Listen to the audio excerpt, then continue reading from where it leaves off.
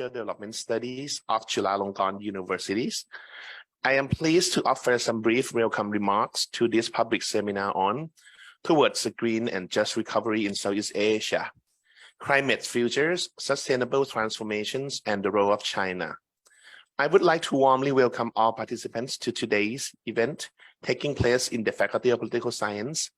After a period of many online meetings, it is a pleasure to see events such as this return to being in person, while also connecting to the online community in a hybrid format.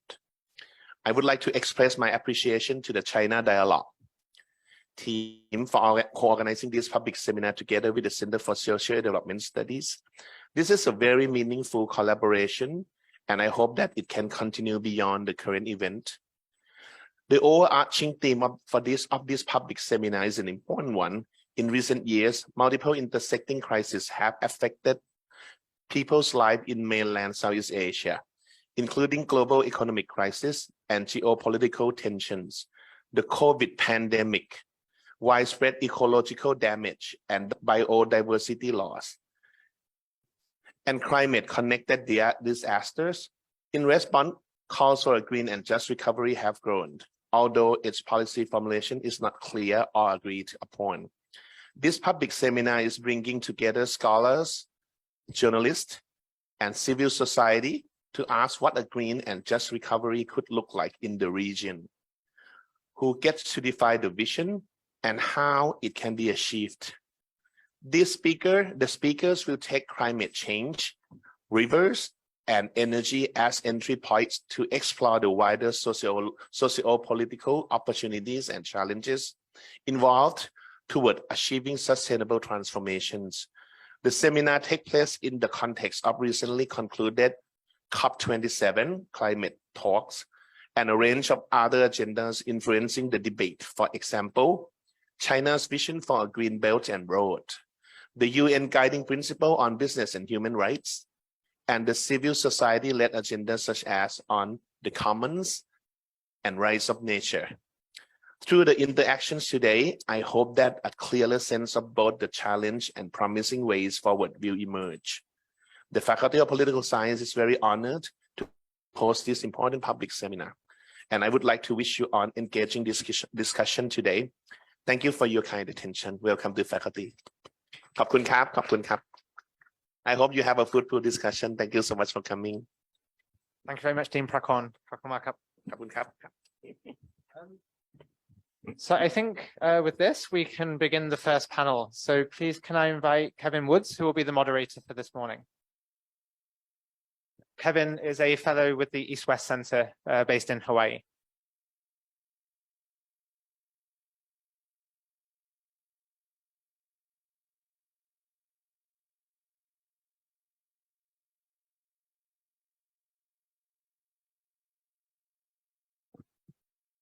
Is that better? Good morning, everyone. What an honor to moderate the first panel this morning. Thanks for the organizers for inviting me. We have three exciting, insightful panelists this morning to start off the day. I will be introducing them now, and then we'll have them give their remarks, and then we can open up for discussion before our coffee break. So let me first introduce Dr. Wei Shun. Maybe, do you want them? Okay, Dr. Wei Shun, please join us up here. Dr. Wei Shun is a political economist who has over 2 decades of experience in South-South cooperation and development finance. He's at the very well-known and respected Institute for Development Studies at the University of Sussex in England. His research interest is focused on low carbon development and the energy transition in China and its impact on international development. He's working on issues around social economic impacts of a low carbon just transition in promoting green industries in China. And I think we'll agree this is not only a paramount issue of great import to China, but also the world's ability to minimize climate catastrophe. He is also a lead author of the 6th assessment report of the IPCC, the Intergovernmental Panel on Climate Change, which I'm sure we're all well versed about. His responsibility was for reviewing the mitigation policies and institutions in the global south. So Wei-Shun, thank you for joining us. Going forward, let's start with your remarks. Then we have Shimali Uttal, who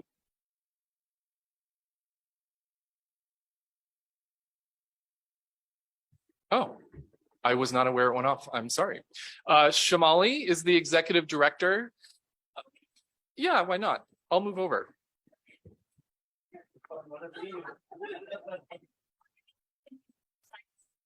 Okay.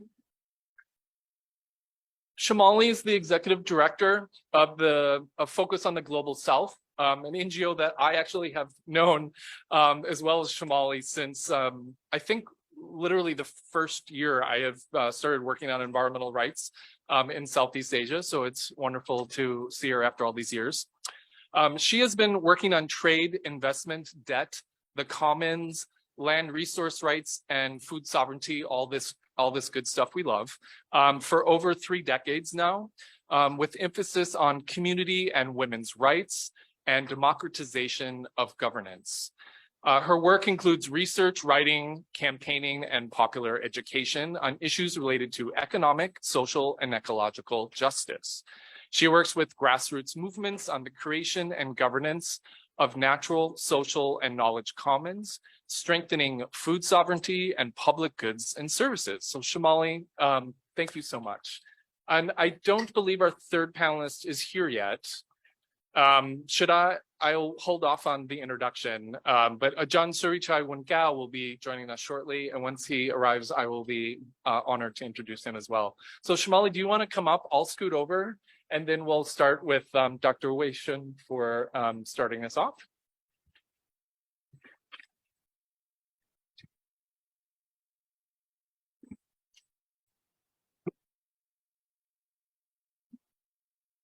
Thank you so much, Kevin, for the introduction. And it's my great pleasure to be here and to talk about the recent development in China regarding China's policy initiatives around the Green BRI and what are the new development, or whether there's any new development after these new policy initiatives are announced, and what could be the impacts of energy transition in the region that we're looking at today.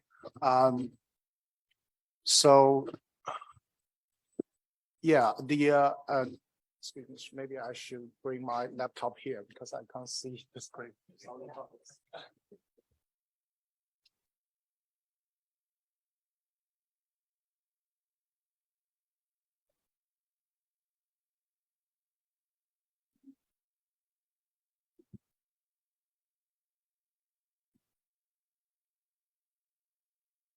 Sorry about this.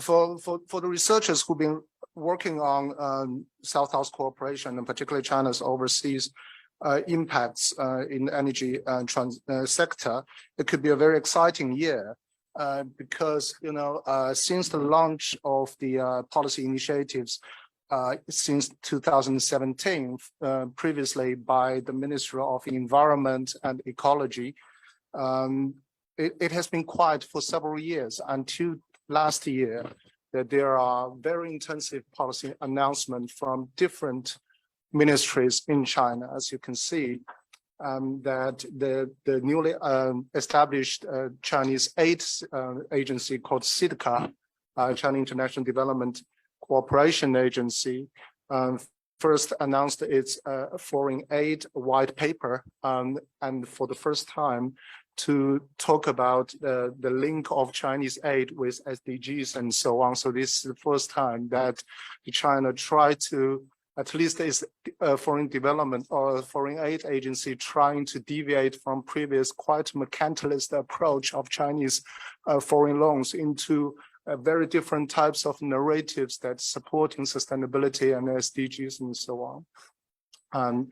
But then in the July, it is the first time, as you can see, that not only Ministry of Ecology and Environment joined these kind of narrative changes, but also it allies with the MOFCOM, the Ministry of Commerce, to issue joint guidelines for a green development agenda for overseas investment. Again, MOFCOM is a kind of a very traditionally very powerful ministry that overseeing all the foreign loans and foreign lending activities. So this is the first time that we see the marriage of these two institutions, two ministries that announce this green policy or green agenda.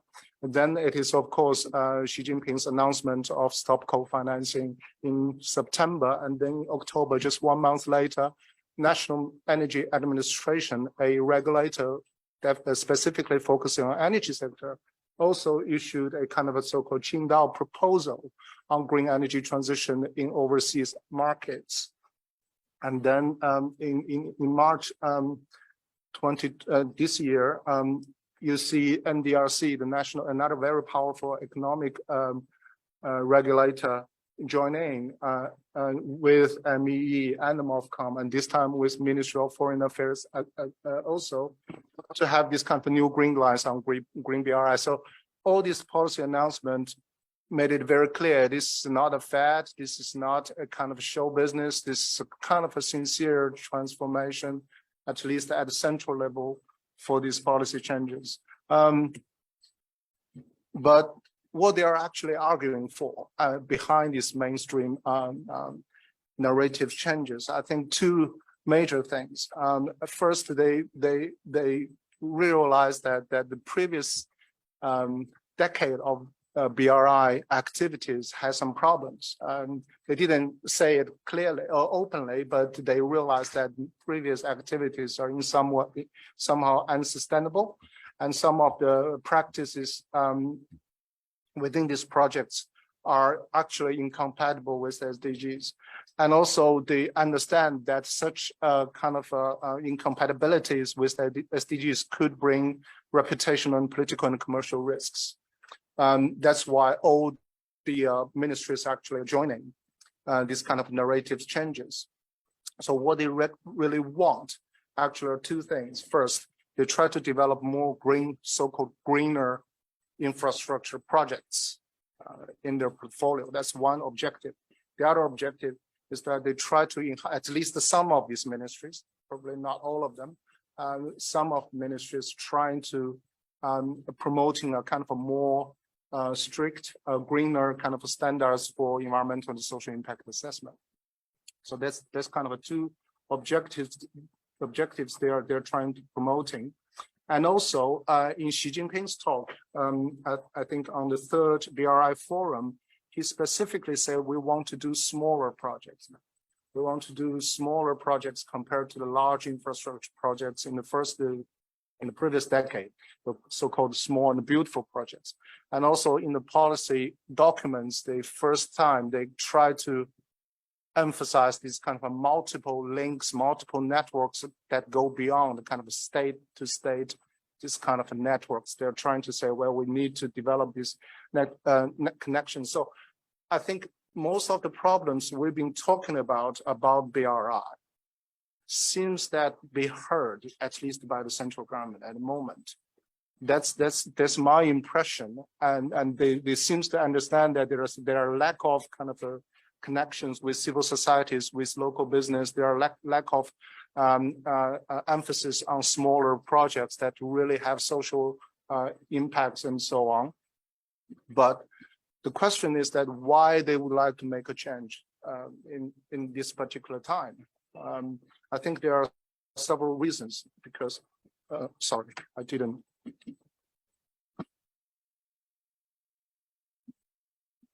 It's not working?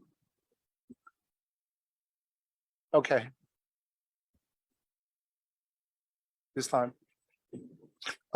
So from this slide, as you can see that the red arrow on the top right corner, that since 2018, actually since 2017, in some areas, in some geographic areas, the Chinese lending is dropping significantly. And since 2018, seems that all the areas, the lending from China is dropping significantly. There are several reasons for that. Of course, one is the economic cycle that many countries are in the default, are in the repayment difficulties. And the other is that the pandemic really hit hard, that some of the projects really need to be stopped. And there are geopolitical struggles that China is really kind of concerned. Some of the investment in some areas will be interfered by or affected by these geopolitical struggles. But in the energy sector, there are sectoral related issues. For example, the renewable energy become cheaper and cheaper. As I said, the first objective for them is to promote greener projects, because greener projects have become economically more and more viable, and changing the energy endowment, that is the first incentive for them to make a change. But the other factor is that most of the renewable energy projects are actually through the IPP model, really, rather than the state sponsored model that really drive them to make a change. Because as I'll explain later on, that the previous model that they are using for their finance, for their business model, may not be very suitable for the renewables.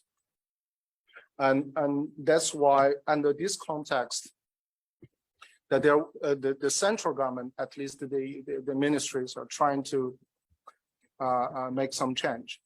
But there are also kind of industrial factors as well. I'm sorry, I need to focus on two computers. This is one quote. I just did a field study this summer with some of the Development Finance Institute.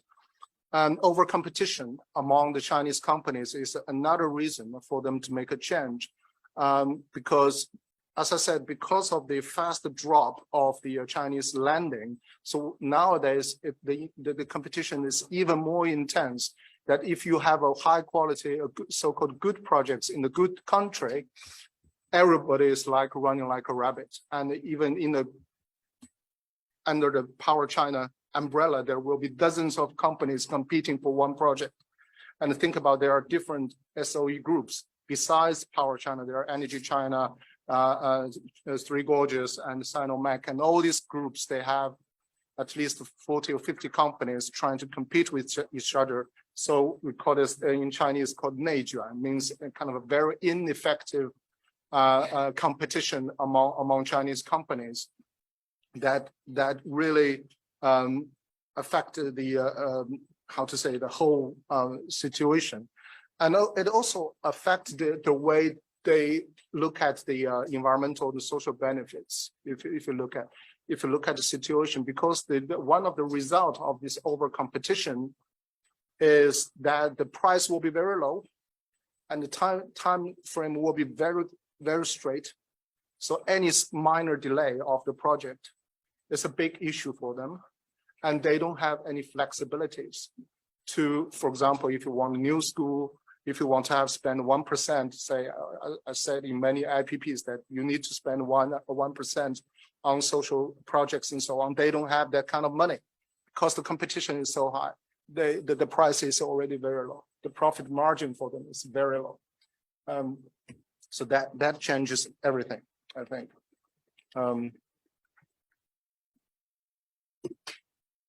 But how these policy changes I mentioned affects the existing governance structure. This is the existing one that you see that the governing structure is mainly including 4 ministries. I mentioned 3 of them: Minister of Commerce, MOFCOM, NDRC, and the Minister of Foreign Affairs, MOFA.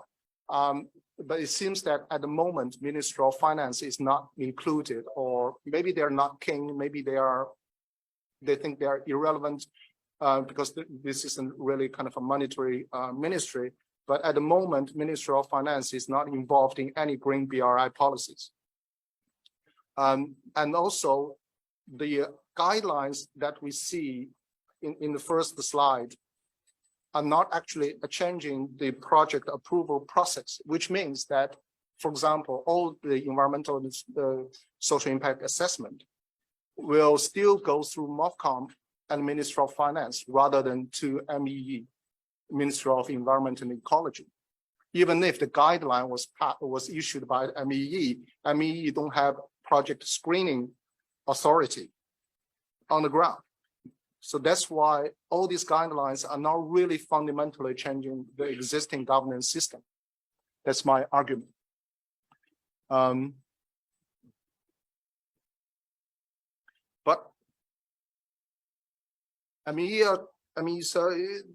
is trying very hard to change the situation because this is the most kind of active ministry trying to change the picture. So they launched several reports. This is one of them to strengthening the environmental and social impact assessment. And it's called traffic light system, which are led by a group of think tanks under the MEE. So this is a think tank report, but the major funder actually is or supporter is the MEE. So under this traffic system, as you can see in the energy sector, coal power is all red. So all the red projects are those who should not be allowed to approved. And the yellow projects are allowed to be approved on a case-by-case study, a case-by-case basis, and green projects can be automatically approved as long as the economic viables are okay.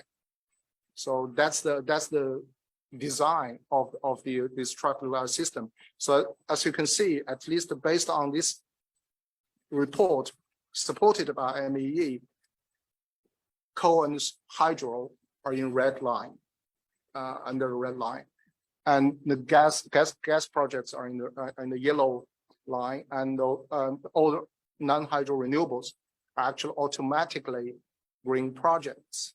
Then that leads to another issue, is because this report is only about environmental impacts. It's not about social impacts. So if you have automatically green lights for any solar and large wind projects, the social impacts could also be a consideration, but that's not supported by MEE at the moment. This is the recent report. But regarding the new projects, from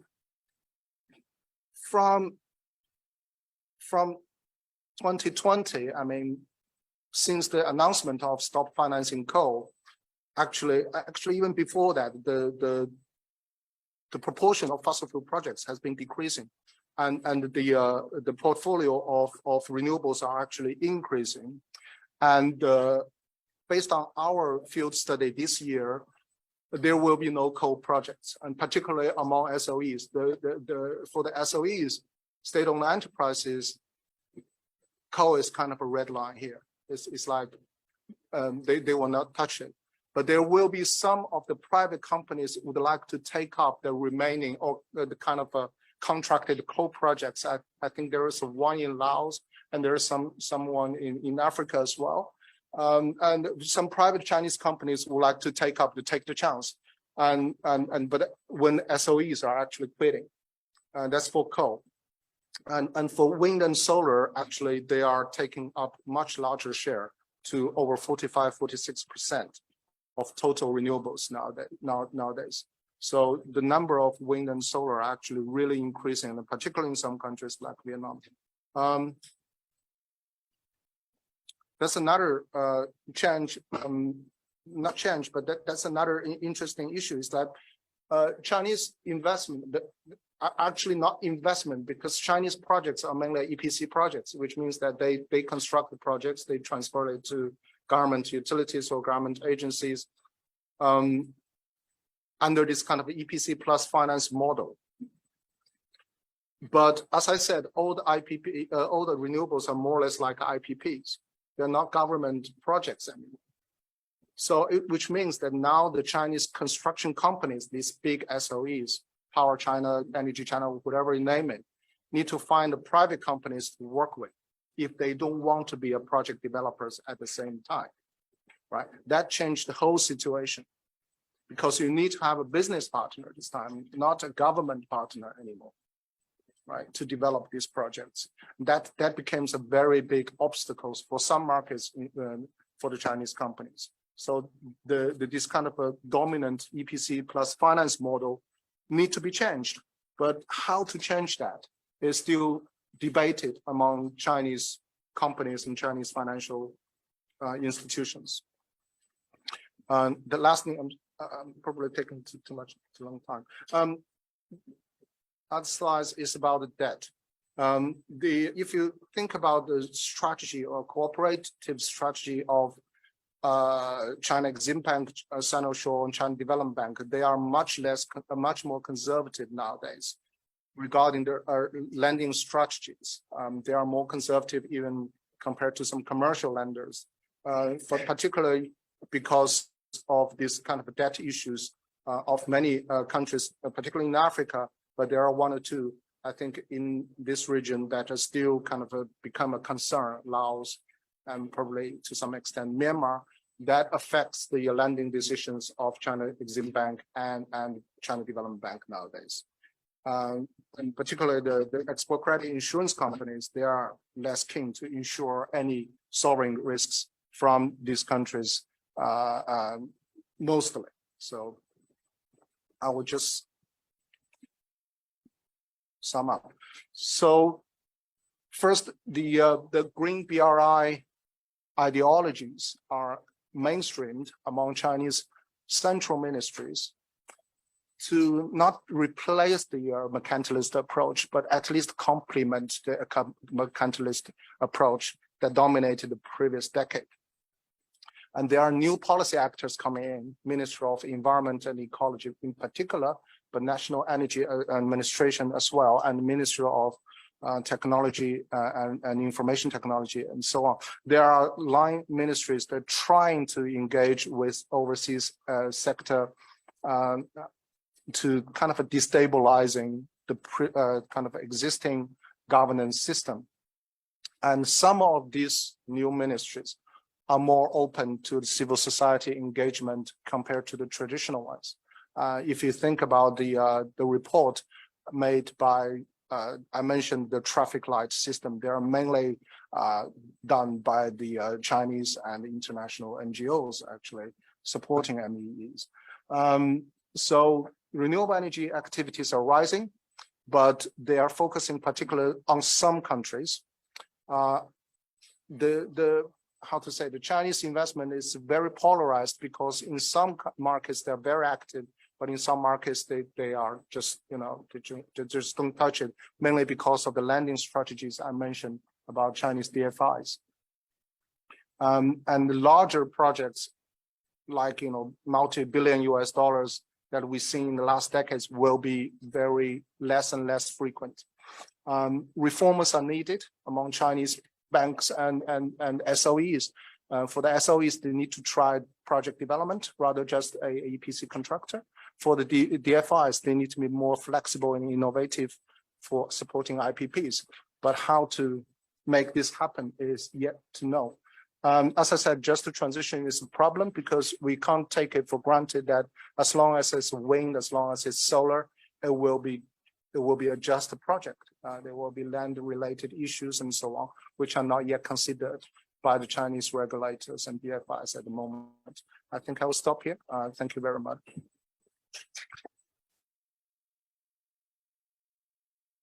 Thank you so much, Dr. Wei Shun. I think it's a wonderful demonstration of the insight that a political economist can provide on analyzing a just green transition versus other disciplines. So I really appreciate that insight that you was able to provide. Question for the organizers. Are we going to do all questions at the end, or do we take a few questions before moving on to the next speaker? Maybe at the end, I think, yeah.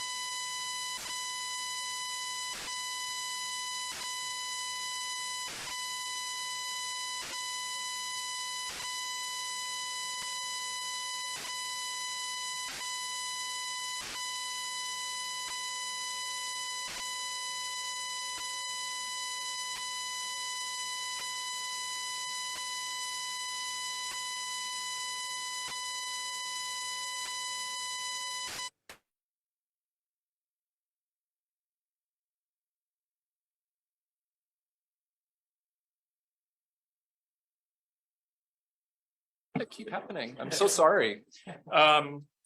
He has wide-ranging research interests that include the sociology of development, environmentalism, and sustainable development, as well as social movements, among many others. Ajahn Surichai is also concurrently advisor and chairperson to many prestigious national Thai commissions and committees on peace, reconciliation, and civil society movements on labor, democracy, and the environment. In his free time, Ajahn also publishes many books and articles, and for these many achievements and accolades, several years ago, he was recognized as the country's most distinguished sociologist. So what an honor to have Ajahn Surichai join us today. Thank you.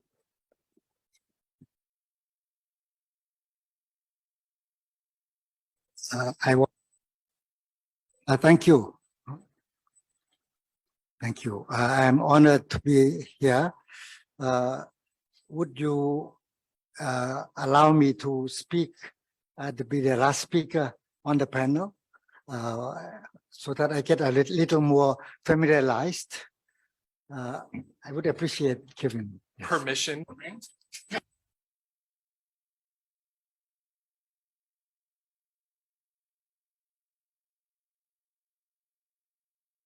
Okay, all right. Sorry. Oops. Yeah. Is that okay? All right. Okay, so I'm Shalmali. I've already been introduced by Kevin, so I won't say any more. Just good morning, everybody, and thank you for inviting me to speak here. I don't have a PowerPoint. All these years, I've never learned to make a good PowerPoint, but I'll try to make some powerful points instead. Let's see if that works, you know. Now, I want to share some thoughts with you about green transition in the area of food systems, particularly. We are in the midst of an unfolding global food crisis and an imminent recession. And in the broader context of accelerating climate change, increasing inequality, continuing wars, conflicts and occupations, and deepening authoritarianism. And, you know, all these are elements of multiple intersecting stressors, you know, that are creating cascades of impacts. The new buzzword seems to be polycrisis, although most of us who are working in the field of political ecology and political economy, you know that this has been going on for a long time. So you have buzzwords, but the actual reality of what's been happening has been happening for a long time now. And at Focus, we've been monitoring how the current food crisis is playing out in South and Southeast Asia. And we've just released a collection of articles titled The Global Food Crisis This Time. You'll find it on our website and Focus on the Global South. Now, in my view, green transition is simply not possible without radical structuring of the global food system. And I think we are in the middle of, in the middle of numerous other trends that are happening. There is a war that has been waged by the global food system on local, diverse, territorially embedded economic and food systems. I don't know if I have the time to go into all the details of that war, but I'll try and present some elements of that. Now, just before I move into the main points, a few words about the recently concluded Conference of Parties, the COP27, that was held in Sharm el-Sheikh in Egypt, because that's part of our discussion or the context setting for this meeting.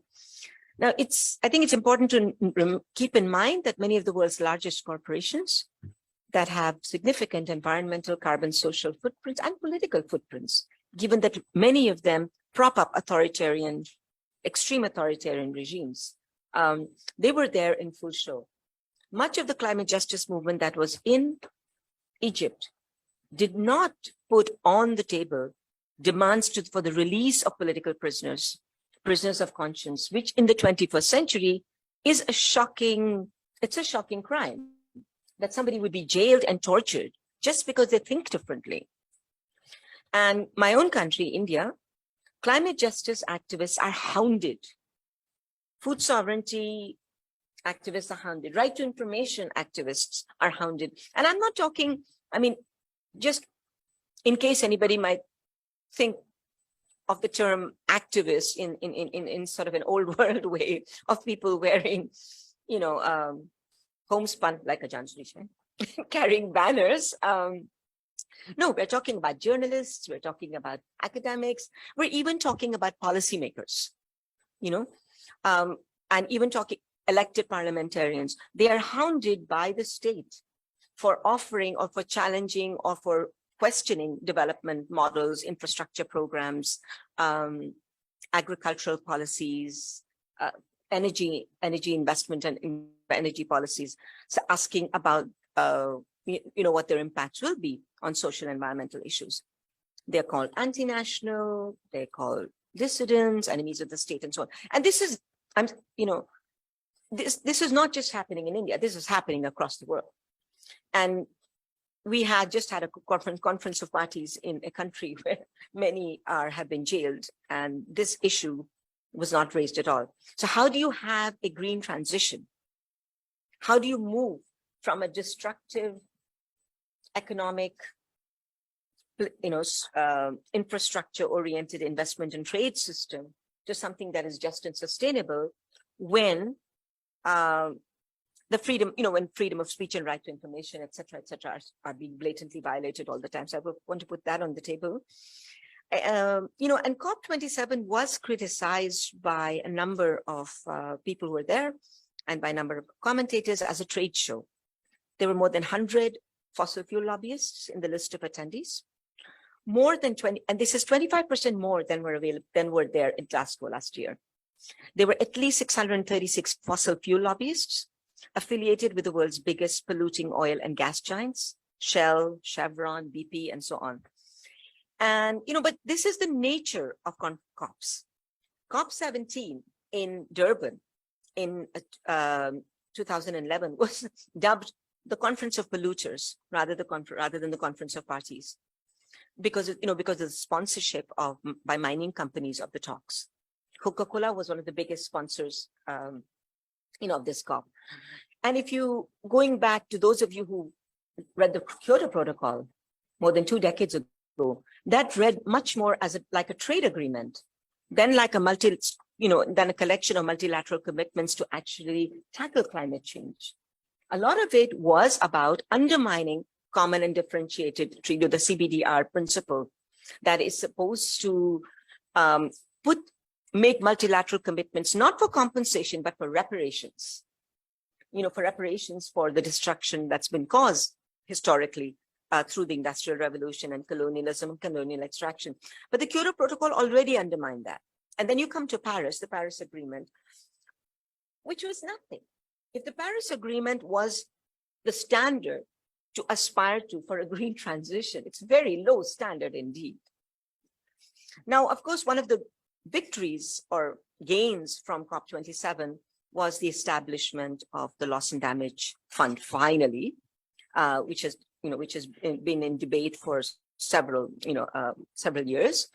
And this, I think, the G77, led by China and Pakistan, and the Egyptian presidency supported G77 this time, put up a good fight this time. And I suppose, wealthy countries led by the United States could no longer block the Loss and Damage Fund because of what happened in Pakistan. And, the optics were really shocking and the reality was absolutely shocking. But let's also remember that, just in the past year, the big 5 oil companies, Chevron, ExxonMobil, BP, Shell, Total Energies, have made over $170 billion of just profit. This is just profit in the last 12 months. And that's more money every day than the sum committed so far to loss and damage by rich countries. What the rich countries have committed to for loss and damage is only $272 million. And the profit made is, think about how much more that is, And this is research done by Global Justice Now, whose numbers are very rigorous. So, if you apply that, that share of estimated cost to what's happening with climate chaos in the global south, these companies should be responsible for an $8 trillion climate bill. And that money is nowhere in sight. And again, Global Justice Now has done some very rigorous numbers analysis in terms of ascribing responsibility to who's, to climate change. Now, coming to the food and green transition issue, if we look at the 2021 report of SOFI, the State of Food Insecurity and Nutrition in the World, that was released last year, that showed that over the last 5 years, hunger, this is 5 years from 2020, hunger has been rising. Hunger, food insecurity, malnutrition have been rising at an alarming rate. And this is pre-COVID. Yes, COVID added to the numbers, but this is pre-COVID. This is from the last recession and from the last financial crisis of 2009, 2008 to 2010, after which there was a recession and so on and so forth. No? And just in 2020, that's last year, 811 million people faced hunger, which was an increase of 160 million people compared to 2019.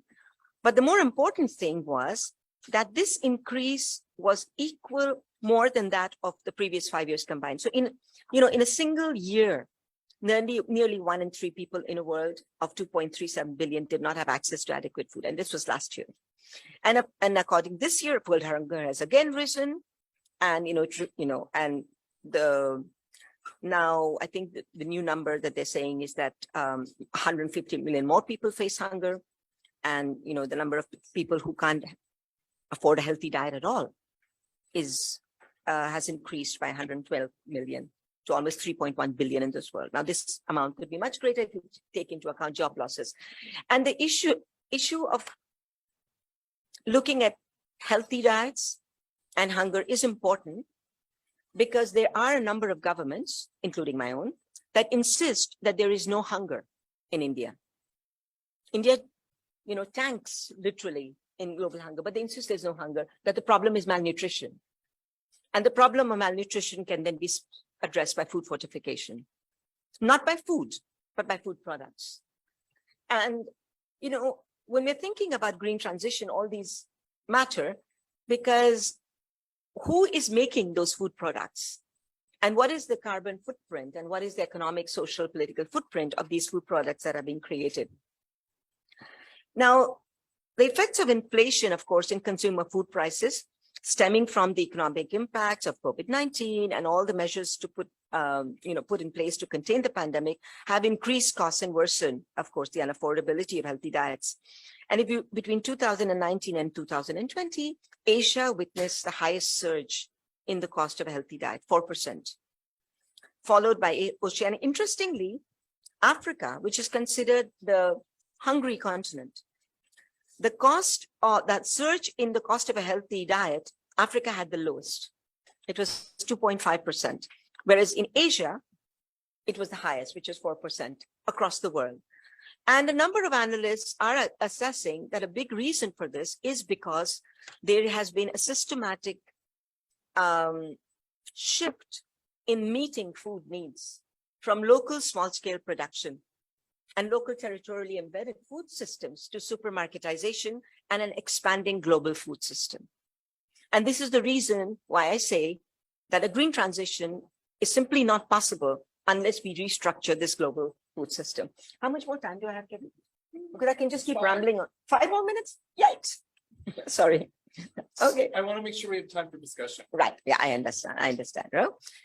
Now, many governments and most governments, actually, multilateral and international agencies are by and large, apportioning the lion's share of blame for the global food crisis to, of course, global food shortages arising from the war in Ukraine, pandemic, climate change. All these are important, very much important. But what they're ignoring are important structural flaws in the global food system, which include global value chains, the increasing dependence of global food systems on value chains, multi-level and cross-sectoral market concentration and financialization, and increasing food commodity speculation. Now these are, 3 or 4 trends that have actually been enabled by policy responses rather than been disciplined. And they have made the global food system and increasingly national food systems increasingly susceptible to food crisis.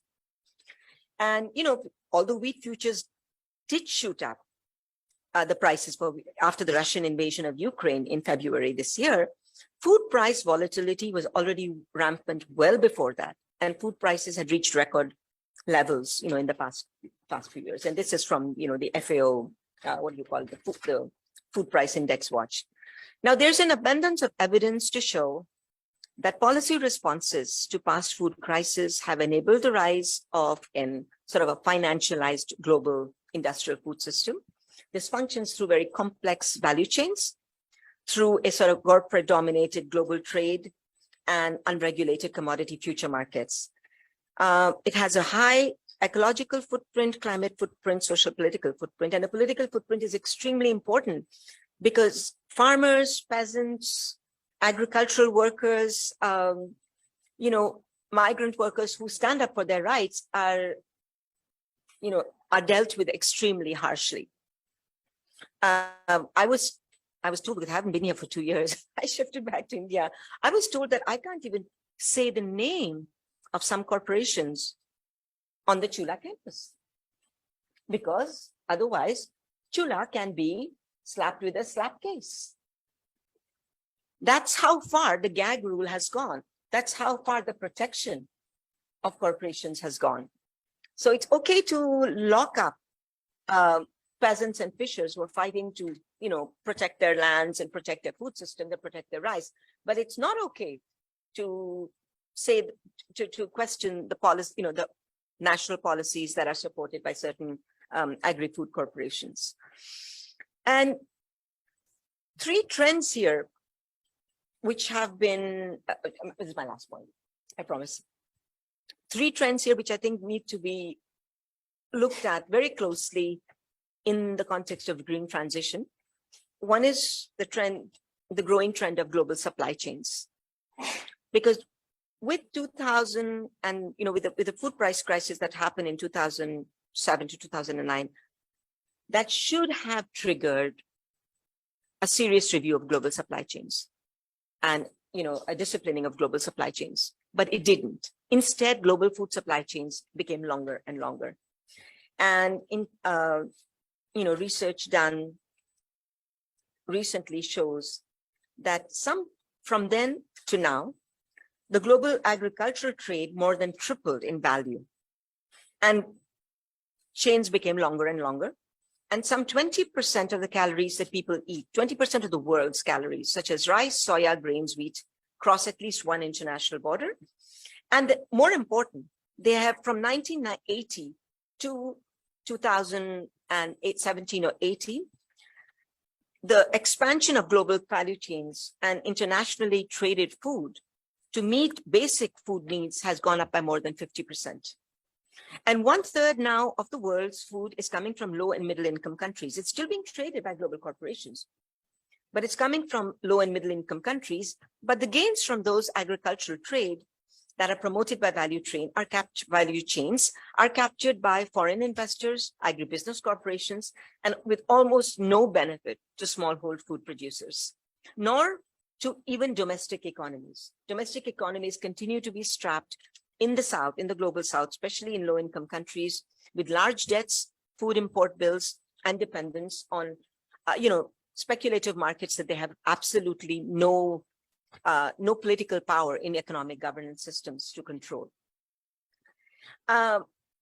And then, of course, COVID-19 has shown the complete disasters and dependence of the global value chain supply systems on, especially on exploited migrant workers.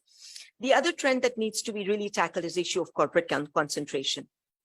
The historical examination of food crisis over the past 50 years by a well-known political economist and food systems analyst in Canada shows that the global industrial food system has been rendered more to price volatility because of three types of concentration.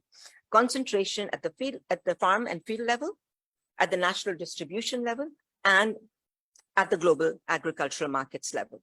So there is an increasing reliance in the global industrial food system on a small number of staple grains that are being produced using highly industrialized farm methods, which again makes the system more susceptible to events that affect just a handful of crops and to the rising crops of industrial farm inputs, which we have seen has happened, with the war in Ukraine, with increasing price of fossil fuels, etc.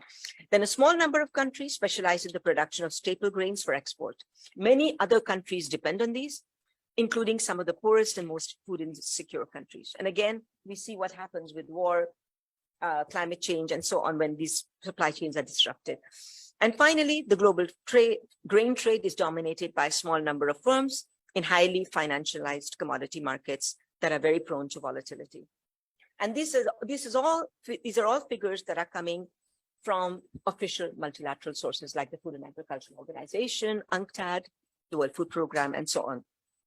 And so I'll stop here, but to not leave my presentation in a gloom and doom mode.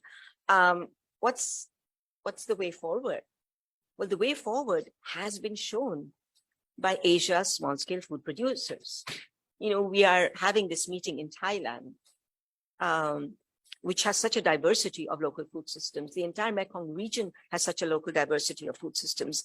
But look what's happening in Myanmar. Actually, Kevin knows Myanmar very well, and we have our friend from Myanmar here. Look what's happening there. What's happening to local food producers and the entire population? What's happened in Cambodia and Laos? Laos was the world's second largest contributor to rice biodiversity. That small country. Where is that rice biodiversity? They had 13,000 varieties and counting. All of them were not even fully accounted for. India is still considered the largest contributor to agro-biodiversity in rice. Although, of course, there will be geopolitics between India and Pakistan, right? Where does basmati come from, etc.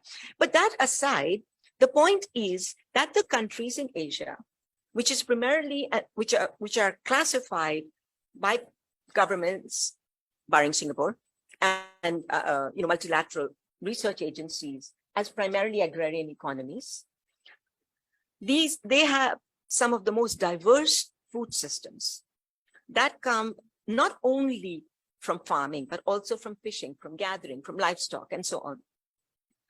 And this is where I think, in my view, the solution lies, the way forward lies. But in order for these local food systems to thrive and to survive, it needs tremendous amount of policy support from governments, public policy support, and also political and social support from all of us. Because these small-scale food producers and the agricultural workers are under political threat of, I've already talked about what's happening. So why don't I end here? Sorry to take so much. Thank you. Well done. From the stuffy hallways of COP27 to the food and agricultural systems that you discussed, to the importance of human rights and political freedoms in moving the world towards green and just transition. That was really well spoken. And I especially appreciated the food and agricultural systems, because oftentimes I think that's left out when we're talking about a just green transition. So thank you very much, Somali. Again, keep your questions until the end. We have one more speaker who I introduced previously, John Shurichai. We would love to hear from you for about 15 minutes or so, and then we can have 15 to 20 minutes discussion before our coffee break. Thank you. Thank you. I am not sure whether we can be very hopeful about the future or not, but we are here to hope. The hope demands self-examination, reflection, as well as collaboration. I am speaking in the light of increasing inequalities, increasing inhuman practices among human societies toward their own society as well as to others. There are unbelievable things that I don't want to go into, it's too dark. But yet, we want to talk about the green recovery, just recovery. How can we maintain our sense of moving ahead? Demands trust, demands self-reflection, demands new efforts going beyond just buzzwords and all these things. I am speaking as I'm a bit old here, but also as a part of a university, which is supposed to be an actor in the world where we talk a lot about, I was happy to see your word, policy sectors. Who owns the policy sectors? Who owns it? And I was too late to listen to the whole presentation. Policy sector needs many things, but a few things beyond national governments. Sure. But without the victimized sectors, it has no legitimation. So in the word of, highlighted, no one left behind. The Chinese Communist Party, whatever party, also are challenged into this area of legitimation. Now, let me say, come back to what I should be presenting. First, recovery from what? Just recovery, or green recovery. In fact, it's not just black, white, but we are talking about recovery while we are still in a even worsening situation. I don't have to re-emphasize the presentation, but there are a lot of hopes. I mean, like the graphics that I saw from you, there are certain way of promise appeared on the paper. That would mean, how can we move as a next step of accountability system in the world beyond just, narrowing our game for blame politics.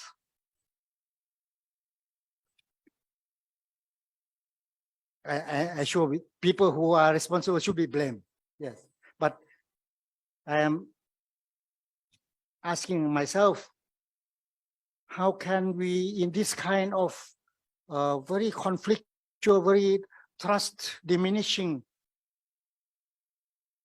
even worsen impact after good promise 2015, now with several things happening, Mr. Biden is clear in his articulation that China is the enemy.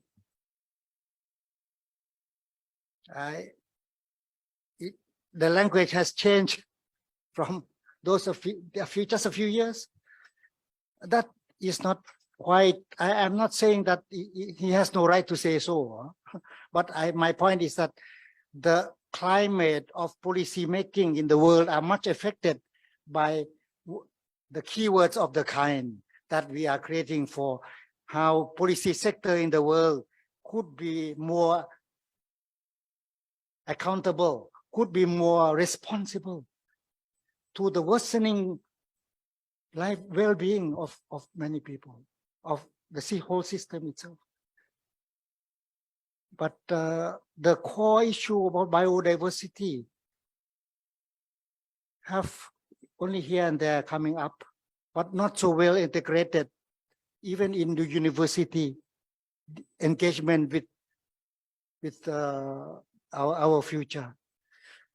So much about red light endangered species, but so little relating to how we frame the whole deep interrelated systems of our life, or so much to system support system from the biodiversity and the earth. So my point here is that the just and green recovery is a meaningful promise and a hopeful one. Why we must be warned and we must have a very inclusive approach to it, while the whole politics of framing have become very dangerous even for some people. So the responsibility of a forum like this would relate to how the framing of this, how could we move ahead in the way that it would be inclusive enough to include the victims and also the affected sectors. And I was happy, I was kind of relieved to see that new actors in policy sectors in China moving a bit, opening up, but that's very challenging still.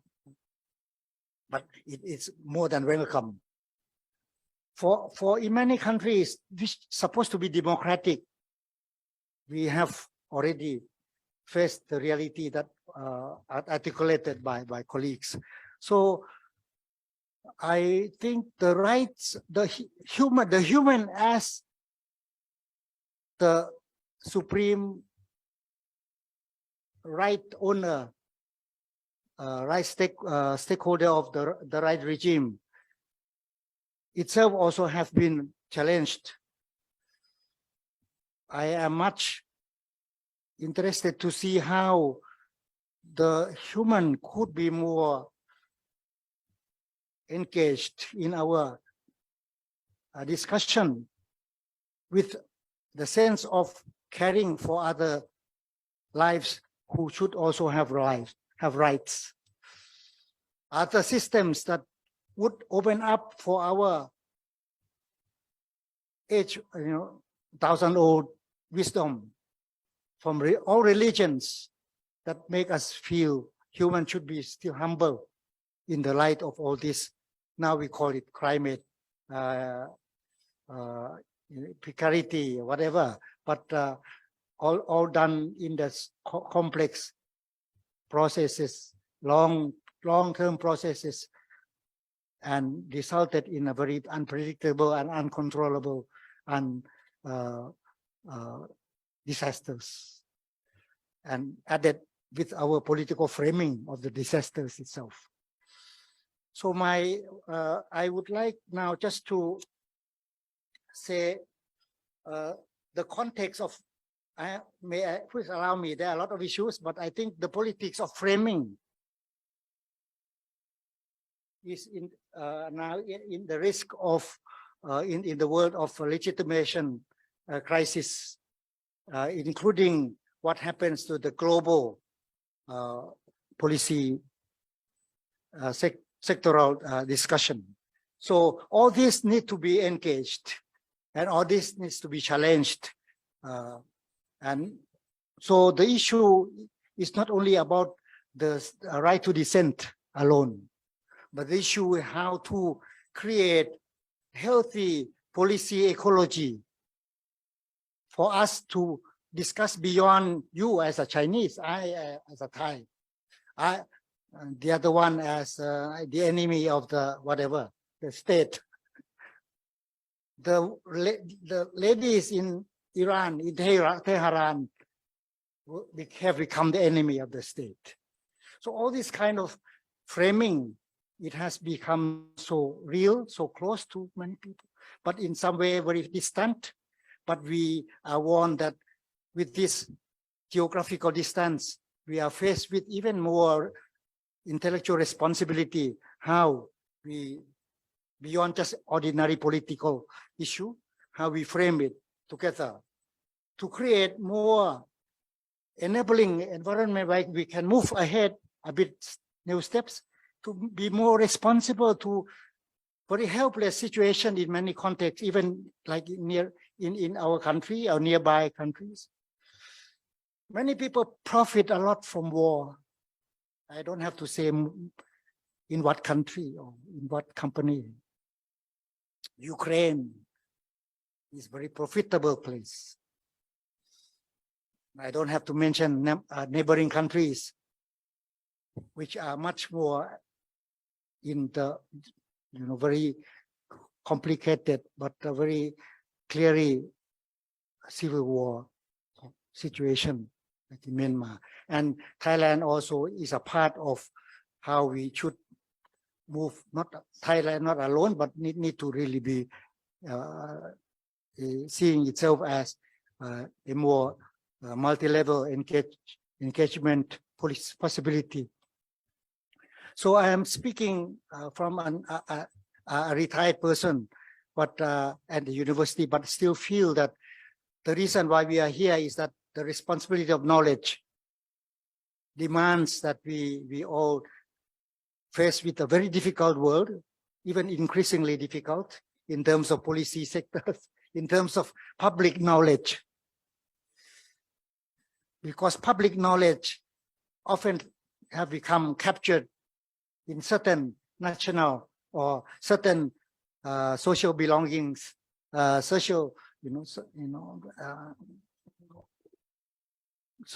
certain ethnic or religious framing of knowledge. So here, if you allow me to just come to my final point,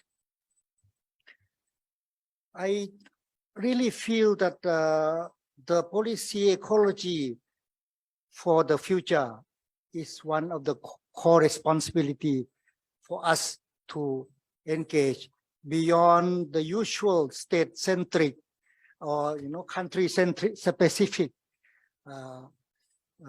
framing of the responsibility. That those are important, seriously important in many cases. But I would like to start by hoping that because of the diversity of our audience here, I feel many people still profit a lot in this. Uses the word mad rush. Mad rush in several places. There mad rush, including RE sectors.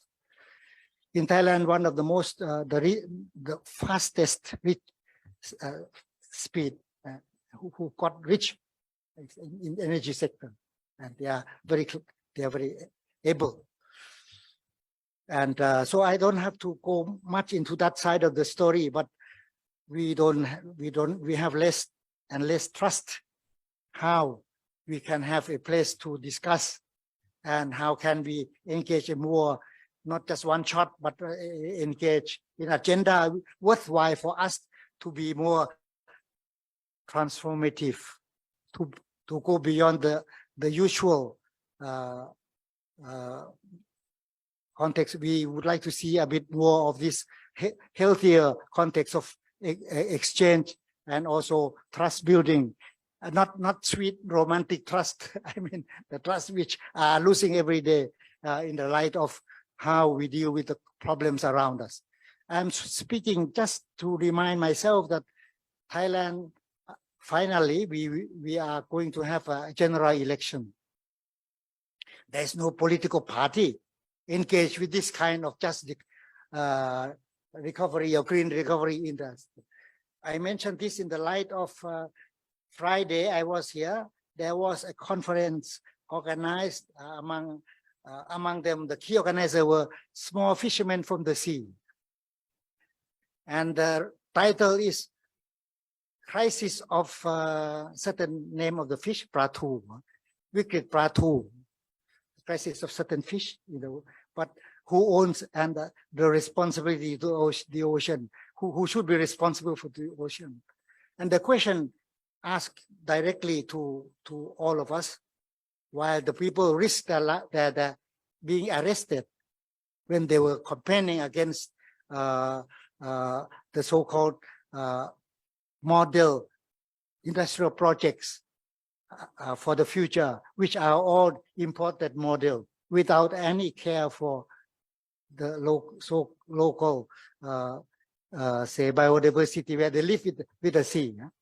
I'm saying this so small power, so little power people, so determined to protect the environments, but also so difficult to engage in the public discourse. But there were efforts to make this going, but this would not be able to continue without a more systematic, a more network building across our, say, country-specific efforts. So I just say this in the light of even the whole UN system are under crisis of legitimacy, whether they are really meaningful enough, doing anything meaningful enough in the light of these imbalances, global imbalances, and also worsening situation for our well-being for the future. Thank you.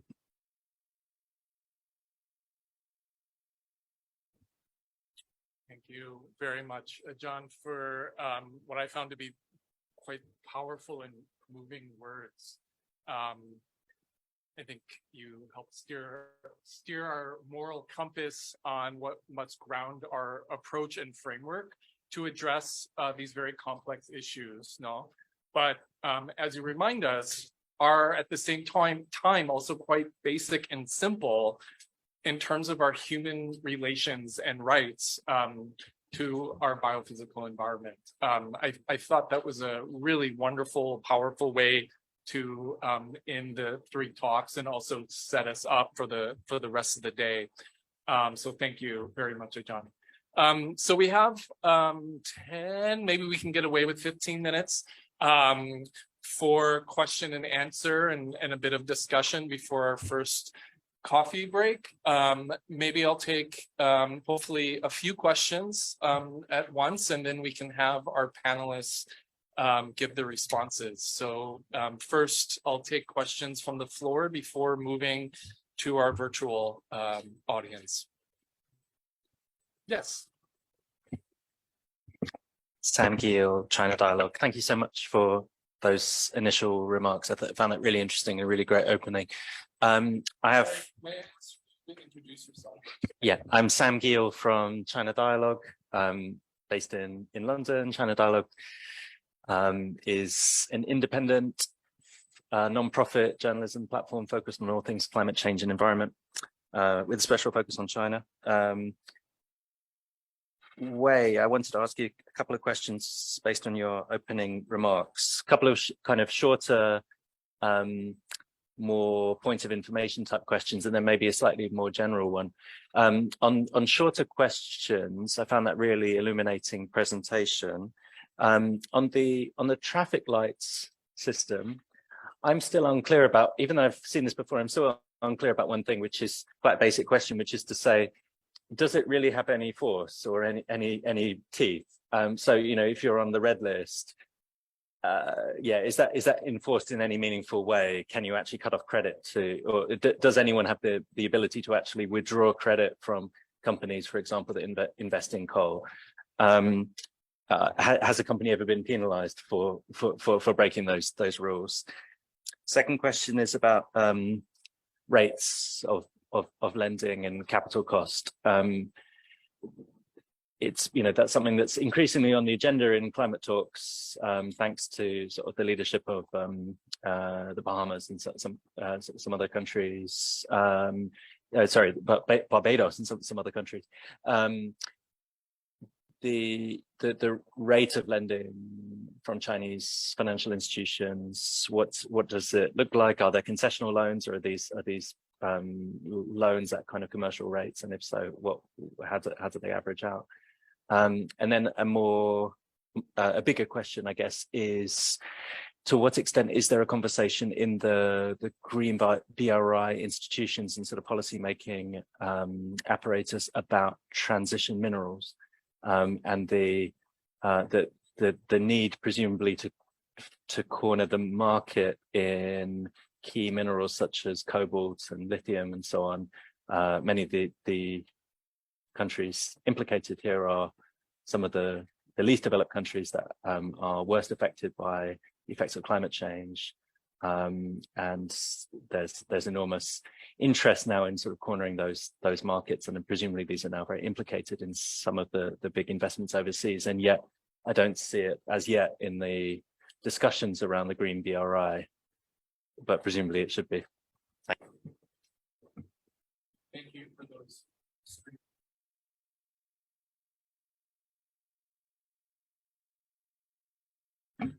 fun working with those questions. Before we hear from Wei Shen, is there another question or two from the floor? Yes, thank you. Hello, I'm Sue from Myanmar. I'm currently a graduate student here at Chulalongkorn University in Development Studies. I happen to work in the energy sector in Myanmar, and I have very curious about the Green Initiative movement from China, as currently the energy projects in Myanmar have been very much China monopolized. We have a gas-fired power plant project just launched last month, and another power plant project, LNG power project, which has been in scene since last 5 years, but most of the international companies have been quitted from it due to the economic viability problems and the huge environmental impacts, being that based in the Delta area of Myanmar. But we have heard that the military have approved that power plant project to be awarded to Chinese company back in May last year, but we haven't had any updates from it since. And we don't know if there is any ESIA assessments going on right now, but the power plant project is causing a huge impact, and it is expected to impact hugely in the agricultural and food security sector for the Delta mostly. So we are very much concerned about it at the moment. Do you think the Green Initiative and the frameworks that are currently going on could be extended to such kind of projects in a very vulnerable situation as Burma? Thank you.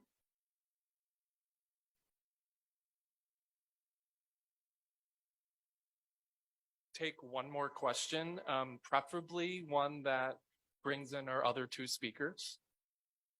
Yes. Please try to keep your answers succinct. Thank you. Right. So try to make it as brief as possible. The traffic light system is not yet in effect, because MEE itself is not in the decision-making system yet. So that's why MEE trying to use its think tank networks to propose such a system so that can have a bigger say in the decision-making system. That's the situation here. But it is the first time for us to see a Chinese central ministry having kind of a guideline type of thing to say, well, this should be the way of forward. So that's something that I think should be, it should be regarded as a good news at least. But MEE, traditionally they don't have much teeth, as you said. For the domestic issues, they are gradually becoming more powerful. But for overseas, it's yet happening. But it will affect the mindset of the SOEs, at least, to think about when they're trying to, particularly for the coal. I don't think it's any problem. Coal is off the table completely. But it's just for oil and large hydro that may, still kind of negotiable from time to time in some countries and so on. At current, as I said, any project proposals, they don't need to go through MEE. And they just report to the Ministry of Finance. And if Ministry of Finance say, yes, my money, green light, they can go ahead. But I think in the future, once we have these guidelines in place, this related to a second question. It's about minerals, because I think minerals are less relevant in this region. But we have several questions already. For cobalt and lithium, particularly in Africa and Argentina, most of them, it's very different from the energy sector because they are done mainly by private companies who are pursuing these opportunities through, first, they are not EPCs. They really invest their money in there as an equity investor for a long time. At least, I think, for example, if you look at Zimbabwe, the lithium they're taking for at least 15 years, 12 to 15 years for most of the mines they're taking up.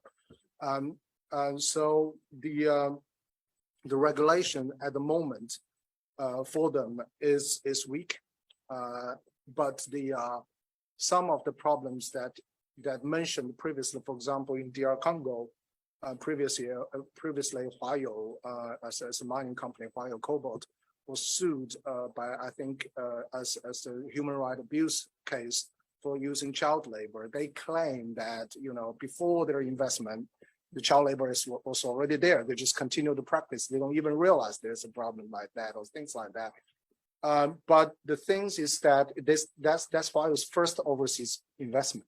They really learned a lesson. I think it's like 4 or 5 years ago.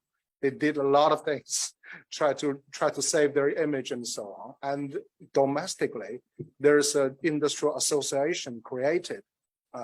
Nowadays, we've been engaging with them, that they're trying to check in all these kind of industrial members' overseas behavior as a reference for their future bidding through the government. It's like, it's an indirect kind of constraint. But because lithium and cobalt, everybody's rushing into it. There's again huge competition in this area. So every Chinese company is trying to expose each other, say, well, you're not doing good, I'm the better one, and so on. So that can be, as a political economist, I always like, taking this as opportunities as an industrial association to have more stringent regulations and so on. But still, governing private companies could be difficult. They are not like SOEs that the party can just say, well, stop doing that, and they stop. That's for the minerals. For the minerals in the Myanmar case, I have less knowledge about that. I'll be very happy to hear more. But I think your case raised another issue. Is like probably this is the existing projects. It's not really the new projects that goes through the approval. Another issue of the environmental and social impact assessment is that we don't have this kind of a looking back system.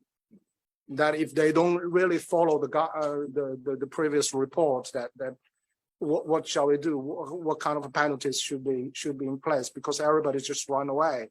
The DFI say, well, it's not my problem because it should be based on your due diligence, not mine, and so on. So everybody is kind of shoving around to say it's not their responsibilities.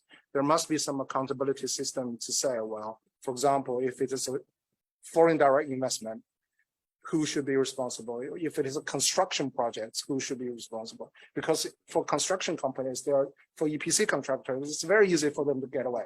They say, well, you want it, not me. You want me to build this like this? I build this for you.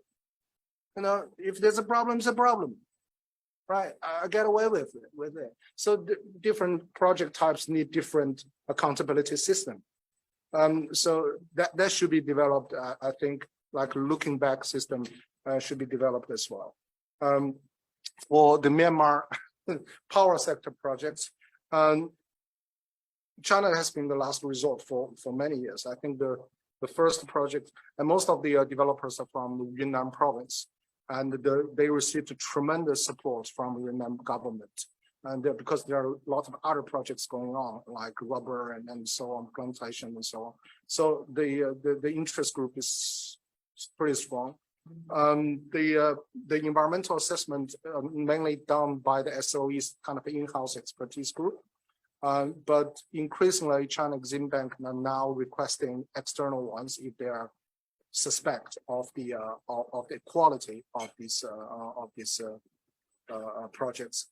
But again, as I said, the DFIs they think they're not responsible for the quality of these reports. So hopefully, under this traffic light system, they will have some kind of rules on them. But at the moment, it's difficult as far as I see. And the problem is for Myanmar market is that there's absolutely no competition at all. It's like, if you want these power plants, the Chinese are the only ones you can go for. And that's the problem. That's related to the question about the rate. And that's why even the concessional rates are going higher and higher, because in some markets, there's no competition.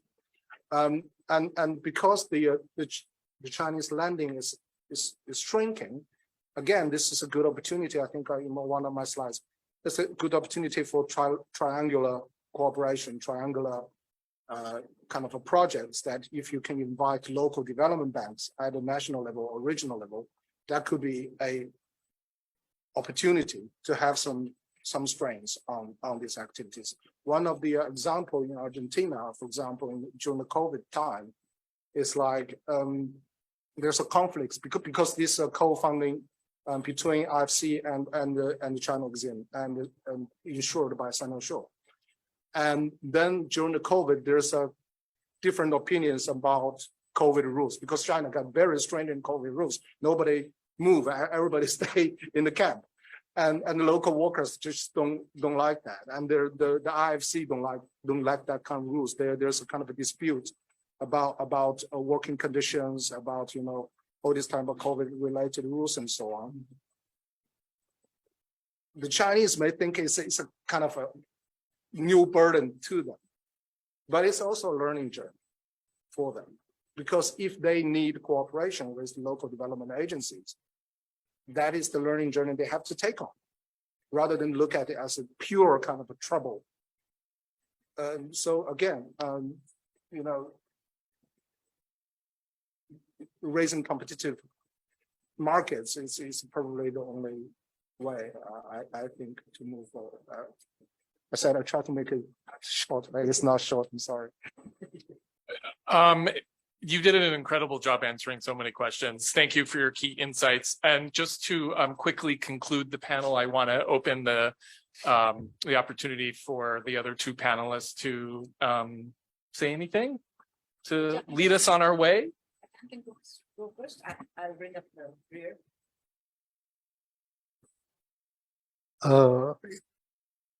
I listen to you engaging with the questions. For me, it is not about China. For me, it is about how we all are dealing with very difficult situation where in Myanmar, the situation already elaborated. And some of you living in Thailand and also not so enabling in some aspects. So I listen from that aspects. So my 2 points relate to, I just want to strengthen how the words used by our colleagues from Myanmar, illegal business, could be framed in the light of policy discussion in the global level. Questioning the legitimacy of business and human rights forum, pushing them to engage further.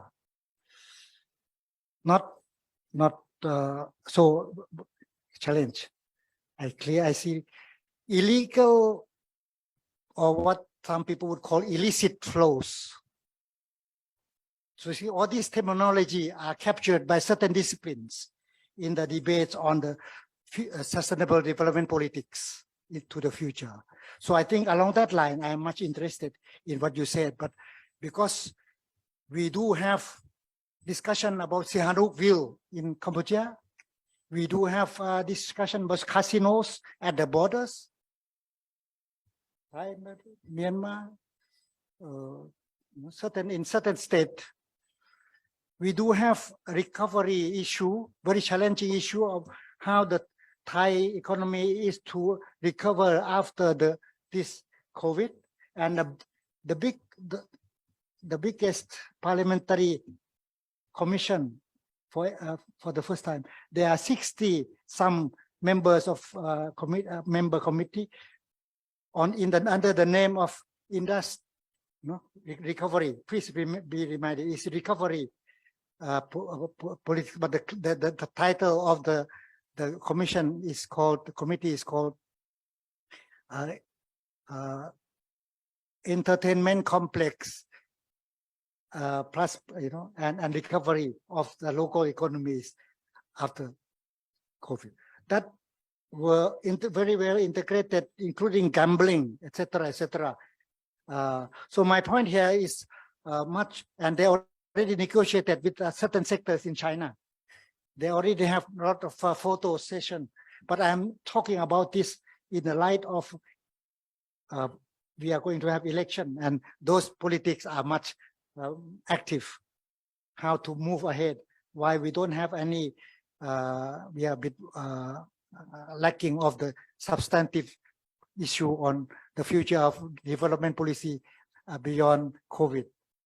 But entertainment policy comes in a big package with all this, whatever, including even hospital in the entertainment politics, whatever. Okay, so that is my point. So how to engage this further and deepen them, not make the case as just a separate case of Myanmar and China.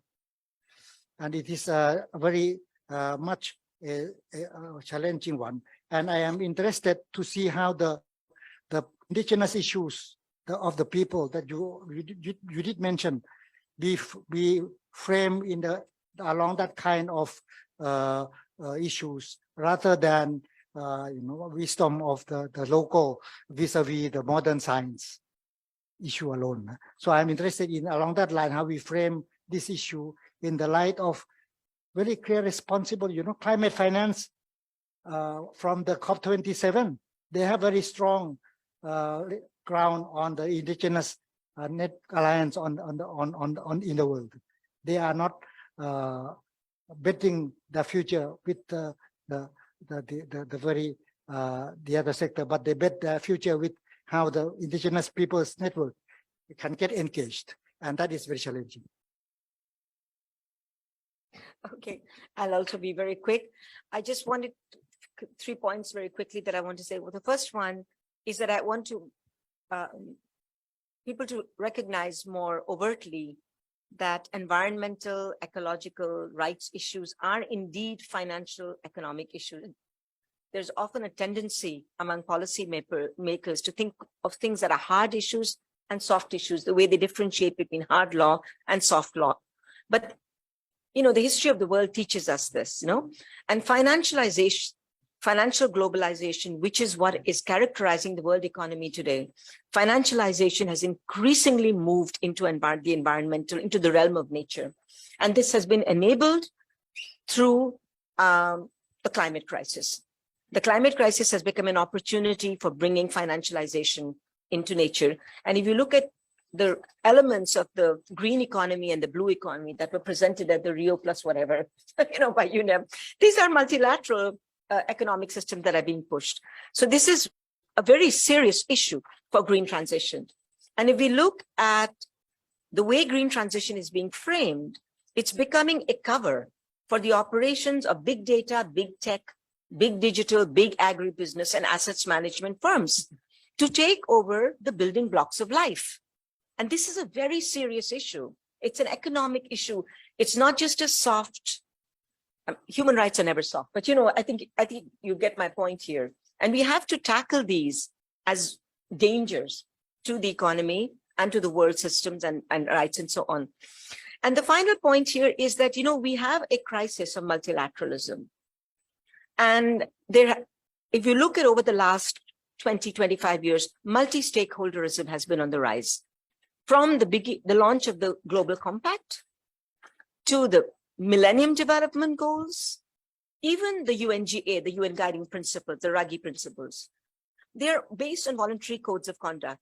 The Sustainable Development Goals have been the biggest boondoggle of our times in terms of multilateralism. Because they put corporations on the table with equal negotiating power as states. And corporations have way more money than governments do. Governments are ridden with debt. We know all that. That's why people go to corporations, One credit rating move by a financial asset management firm can bring economies tumbling down. That's how powerful they are. And they are at the negotiating tables in the United Nations through a system of network multilateralism that the UN Secretary General is promoting. And this is a very serious issue. So, and I think going forward, in addition to supporting the fights at the local level, the struggles at the local level of those who are actually producing our food and sustaining the ecosystems, we need to also claim governance back. I think we have to demand that we are the people of the United Nations. We are the rights holders. Corporations are not rights holders. We have to change that discourse. And I think, so why don't I just leave it at that? Okay, because I know. Thank you, everyone. This was just a really wonderful panel, and I think we're off to a great start today. So thank you so much. Sorry, Kevin. Thanks so much, Kevin, too. So we will take a coffee break. There's coffee outside for 15 minutes. Thanks.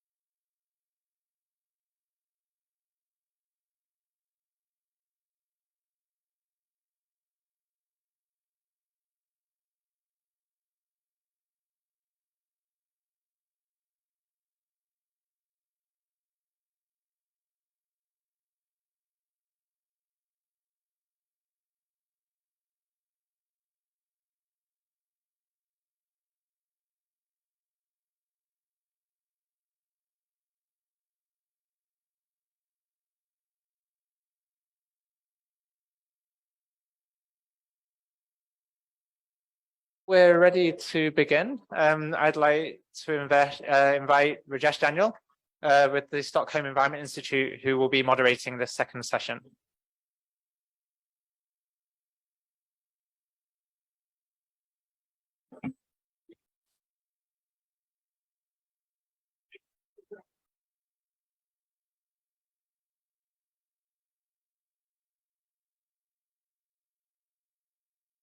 Thank you, Carl.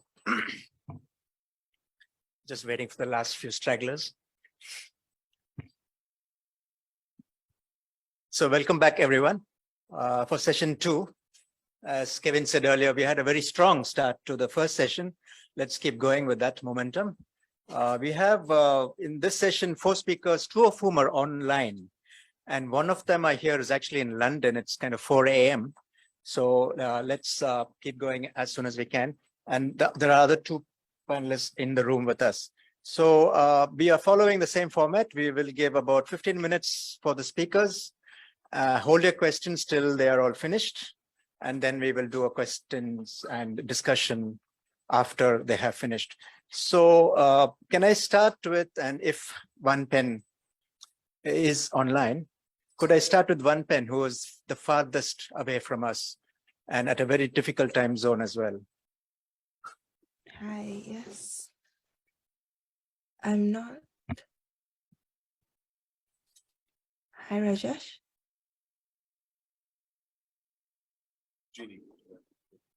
Yes, she's here. One Pen, very good morning, very early morning. Thank you for joining us at this hour. For you, we would invite you to present for about 15 minutes. Please go ahead, you have the floor.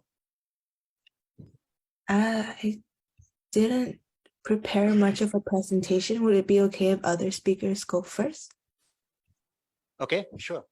We can do that. Could we go to the next online speaker, please, then? Sunil Acharya. Hello, thank you. I'm Sunil Acharya. I'm the Regional Policy and Campaigns Coordinator with Oxfam in Asia. I'd like to start by thanking the organizers for this opportunity to provide our insights in this important seminar. I'm dialing in here from Kathmandu and very happy to be with the audience, both joining online as well as physically there in Bangkok. So I'd like to focus my intervention on the fact that whatever we talk about the need for green transformation or the need for building resilience of the communities who are bearing the impacts of climate change, which they didn't cause in the first place, it's something which requires is money or the finance. So my focus of my intervention today will be looking into the status of what finance is required for the countries in Asia and what is being delivered and where things are. So if I may, I'd like to basically share my screen so that it's a bit easier.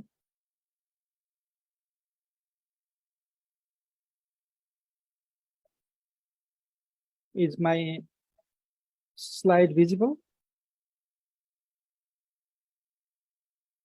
Yes, it is visible. Yes, it is visible. Okay, I'll just take it to, yeah.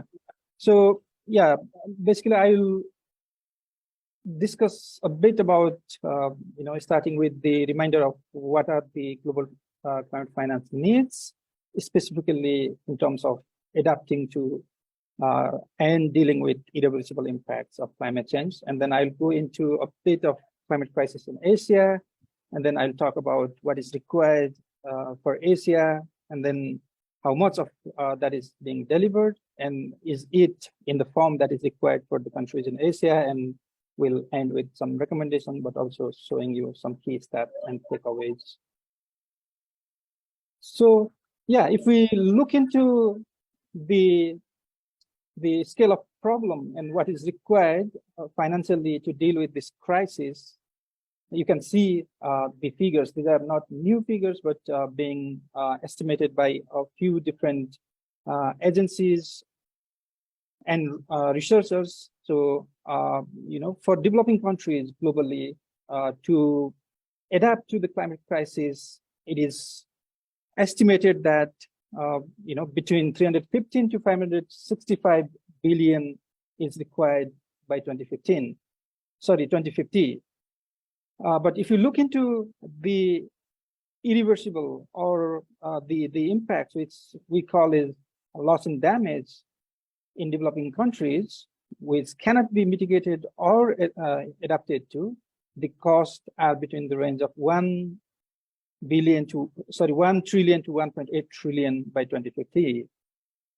So what does this mean is that the way the climate crisis is escalating and the way this is being handled, there is this inaction and delay in making progress. So the cost will rise significantly, and then these costs will continue to rise. But in the international climate regime, what we are operating is in the promise that the developed countries will provide 100 billion per year between 2020 and 2025, which they have not delivered. So looking into the situation we are in Asia, I'll not go into details because all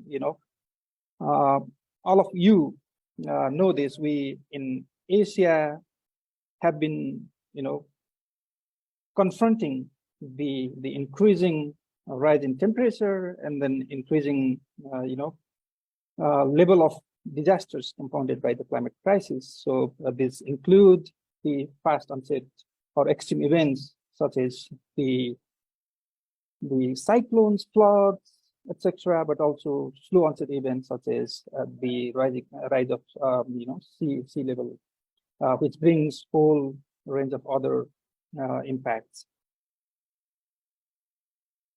So yeah, if we look into the kind of situation the countries in Asia, because I'm basing this presentation based on the recent study Oxfam conducted looking into the status quo of climate finance in 18 different countries in Asia, which primarily include countries from Southeast and South Asia.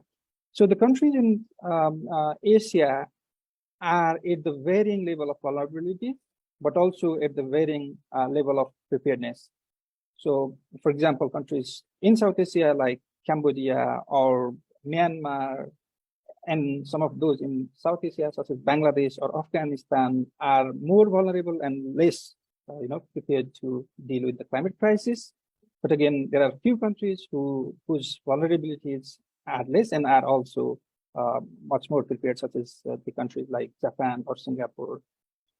So that's the complexity of Asia in terms of climate crisis.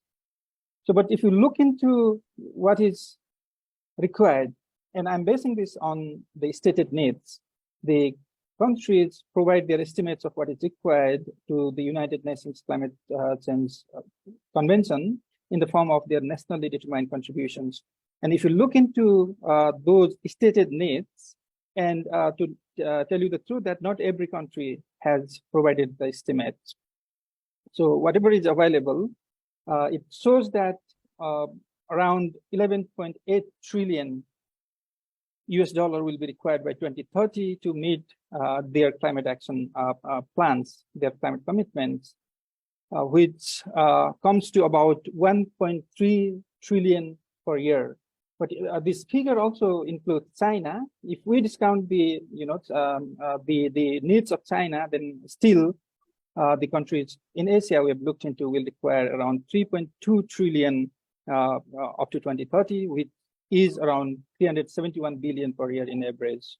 So this is the kind of scale of financial needs that these countries have. But as I mentioned, many countries have not, provided the estimate of what is required. For example, if you look into Sri Lanka, they said that their focus is on reducing losses and damages and on adaptation, and for which they require huge amount of investment, but they have not been able to determine the estimate of the costs required. So that's where we are. So, but now if you look into what is being delivered, the figure that I'm showing is at the face value what the developed countries who are historically responsible for the climate crisis and also have promised to deliver climate finance to developing countries have just, from 2013 to 2020, if you look into the total figures, they have just, said that they have provided 113 billion over this period, which comes to about an average of 14 billion a year. So that's against the backdrop of the needs which that countries have estimated to be 1.3 trillion per year from 2020 until 2030. So that shows that the scale of needs are way much higher than what is being now being delivered. And if you look into this figure, though there is an uptick in 2020, but the actual amount of finance remains stagnant from 2013 until now. So that's the kind of situation we are into. So again, showing what is required versus what is being delivered, as I said.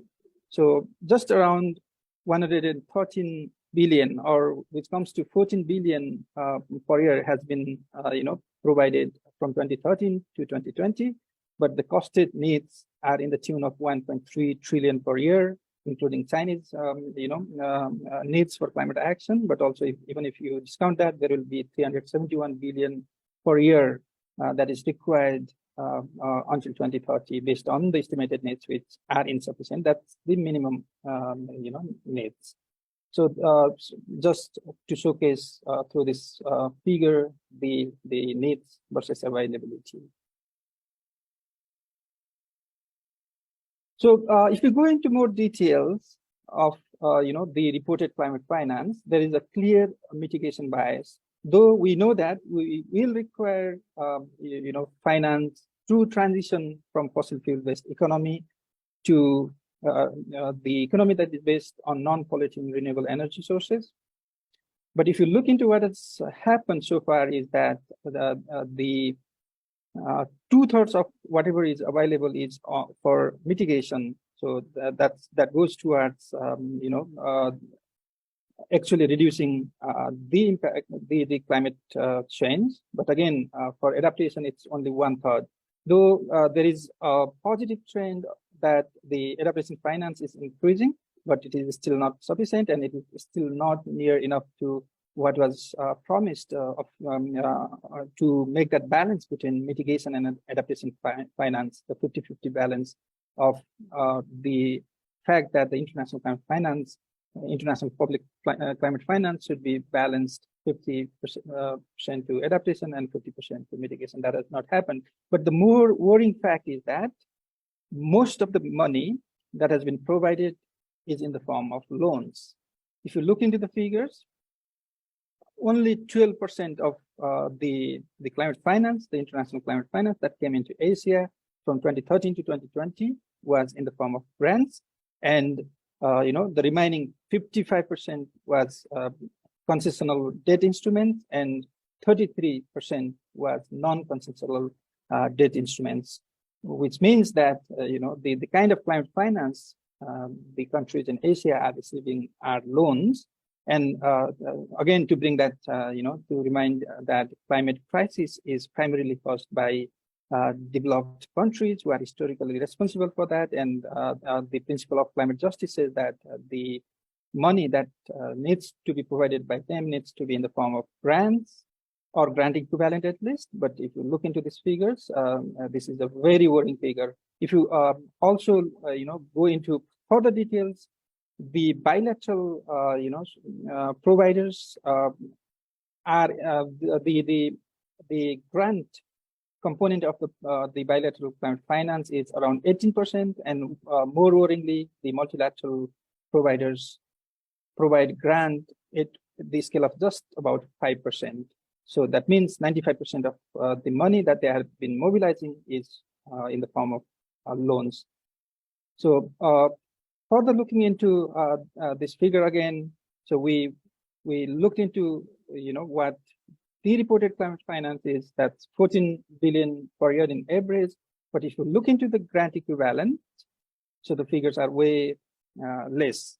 And also to point to the fact that the amount of finance that is coming in, looking from 2013 to 2020, the worrying fact is that the level of concessionality, that means the figure for grants is decreasing instead of, which should have increased.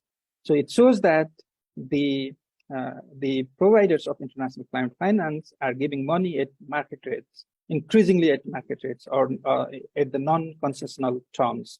So that's where we are.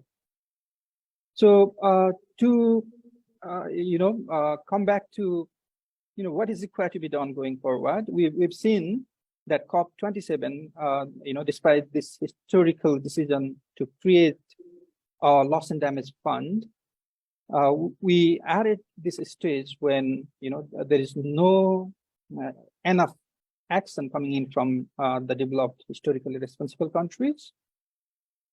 And then if we look specifically into the finance side, for everything, for mitigation or adaptation or loss and damage, despite that part being created, we see that there is the acute lack of the money that the developing countries require to both deal with the crisis and also transition away from fossil fuel-based economy to a renewable economy.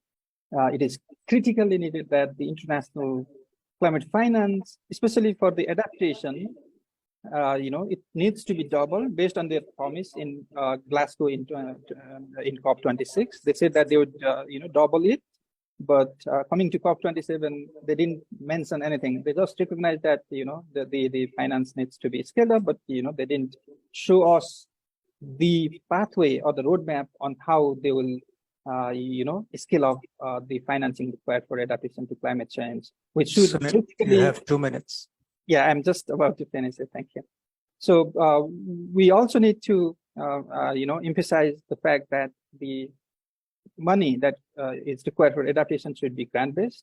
And we also, in our report, looked into what is, though it is very challenging to look how the money that comes to national level goes into the local level, but our indicators show that just about 0.5% of the total climate finance can be termed locally led, which needs to be, to be turned down. That means more and more money should be locally led, that should go to the communities who are at the forefront of climate change and who know how to deal with those crises. And also, we are also looking into the post-2025 climate finance goal, which should be established based on the needs and not based on the political signpost.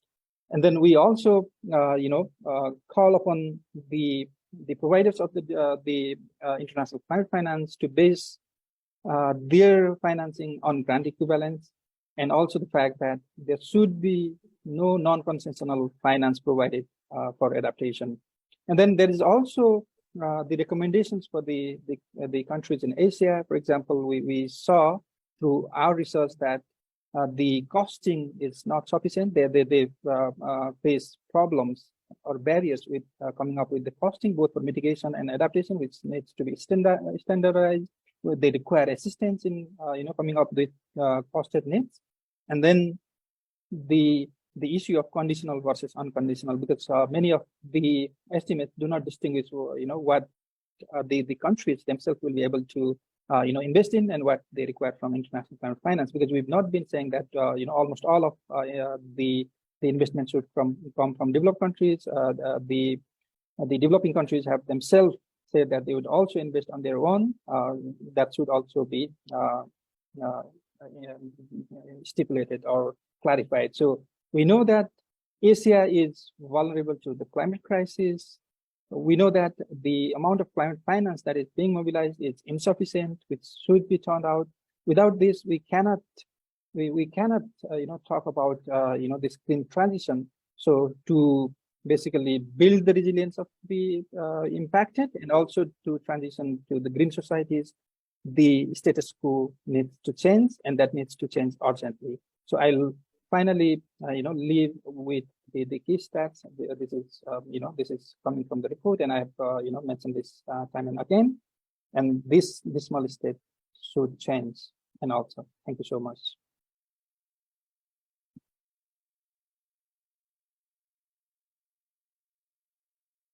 Thank you very much, Sunil.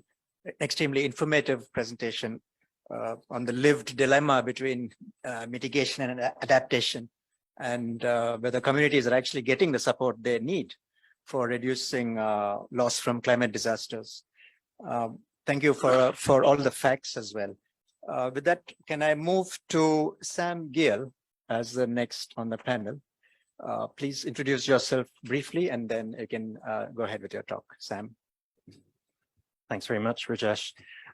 So yeah, I'm Sam Gill. I'm Chief Executive at China Dialogue. I thought I'd say a few words for my intervention about China's role at COP27, its role in Southeast Asia, and this, I guess, will feed into what Joydeep is going to talk about around the outcomes of COP27 and so on. So I won't say too much about what happened there. I thought what would be helpful is to say something about how I think we can best think about China in order to understand its drivers and sort of where it sits at this moment. And I think in order to do that, it's best to really think about China's own national policy drivers, its own national policies, its national self-interest, and the kind of complex domestic politics and geopolitics that are affecting the country's stance on climate and where it now is. I think the place to start there is actually to think about China this summer, when it struggled with extreme heat. In fact, it suffered the worst heat wave on record in the world. It's worth clarifying that because it's really unusual. This was actually the worst heat wave ever recorded globally. Severe droughts led to shortages of electricity due to hydropower dependency in a number of Western provinces. The first nationwide drought warning in nearly a decade. In Sichuan province, you had factories closing for weeks, and you also had parts of the country hit by flooding. So really extraordinary, extreme global temperatures, and China already facing a very steep economic and human cost as a result of this. That China is highly vulnerable to climate change isn't news for Chinese policymakers. The government released its first national assessment on climate change in 2006. It's now preparing its fourth. These long integrated reports detail many risks posed by climate change to China's water, food, and energy systems, its vitally important glaciers, and more. And these impacts will worsen. They're clearly going to be devastating for harvests. They're going to worsen droughts, inundate coastal areas in high emissions scenarios. And that's not really disputed at a national level. Chen Lichuan is the chief forecaster at China's National Climate Center, and he said this year that climate change could make these sorts of deadly heat waves the new normal in China. And the policy response at this point, I think, is also undisputed. China's dual carbon goals to peak emissions before 2030 and reach net zero by 2060 have had an enormous impact. And there's actually little doubt about the scale of commitment at this point. So, you know, at the UN General Assembly in September 2020, people will remember that President Xi Jinping made this actually quite unprecedented and unexpected commitment on trying to reach carbon neutrality by 2060. This genuinely took environmental policymakers by surprise, and it led to a pretty significant policy response. We've seen since then a raft of policymaking, so the integration of decarbonization plans through every sector of the economy, from rural revitalization to steel to plastic production. So it really doesn't matter what sector you're working in at this point. There will now have been a sort of decarbonization plan that has been set out through these kind of large, centralized, integrated economic planning bodies. And we saw the same emphasis in the 20th Party Congress to a degree, where Xi Jinping, of course, was also given his third term in an unprecedented sort of act of party consolidation, we also saw Xi Jinping talk about the need to, quote unquote, speed up the green transformation. Although as well, and I'll come back to this, to quote unquote, build the new before destroying the old, a new emphasis on the idea of trying to make sure that there is a quote unquote orderly transition, one that doesn't lead to, as there was last summer, a wave of blackouts and so on, as the transition was seen to have kind of taken place in a way that created kind of local inflation and various other issues. And of course, including as part of that transformation, the quote unquote clean and efficient use of coal-fired power. Again, I'll come back to that in a moment. But I would like to emphasize, because I do think it's important for how we just model sort of the role of China here, that there's very little doubt, I think, that climate action that has been taken on by China is in China's own national self-interest. In order to address climate vulnerabilities, as I mentioned, that are widely understood sort of at a central government level, but also to move the economy up the value chain, by moving the economy away from polluting, energy-intensive, costly manufacturing towards innovation in services, to take a leading position in the clean technology markets that will be needed for a carbon-constrained future, for energy security by moving away from imported fossil fuels, with all of the geopolitical entanglements and pricing volatility that's implied there, and also, of course, for reasons of party legitimacy. There's major public concern about the scale of environmental degradation in China.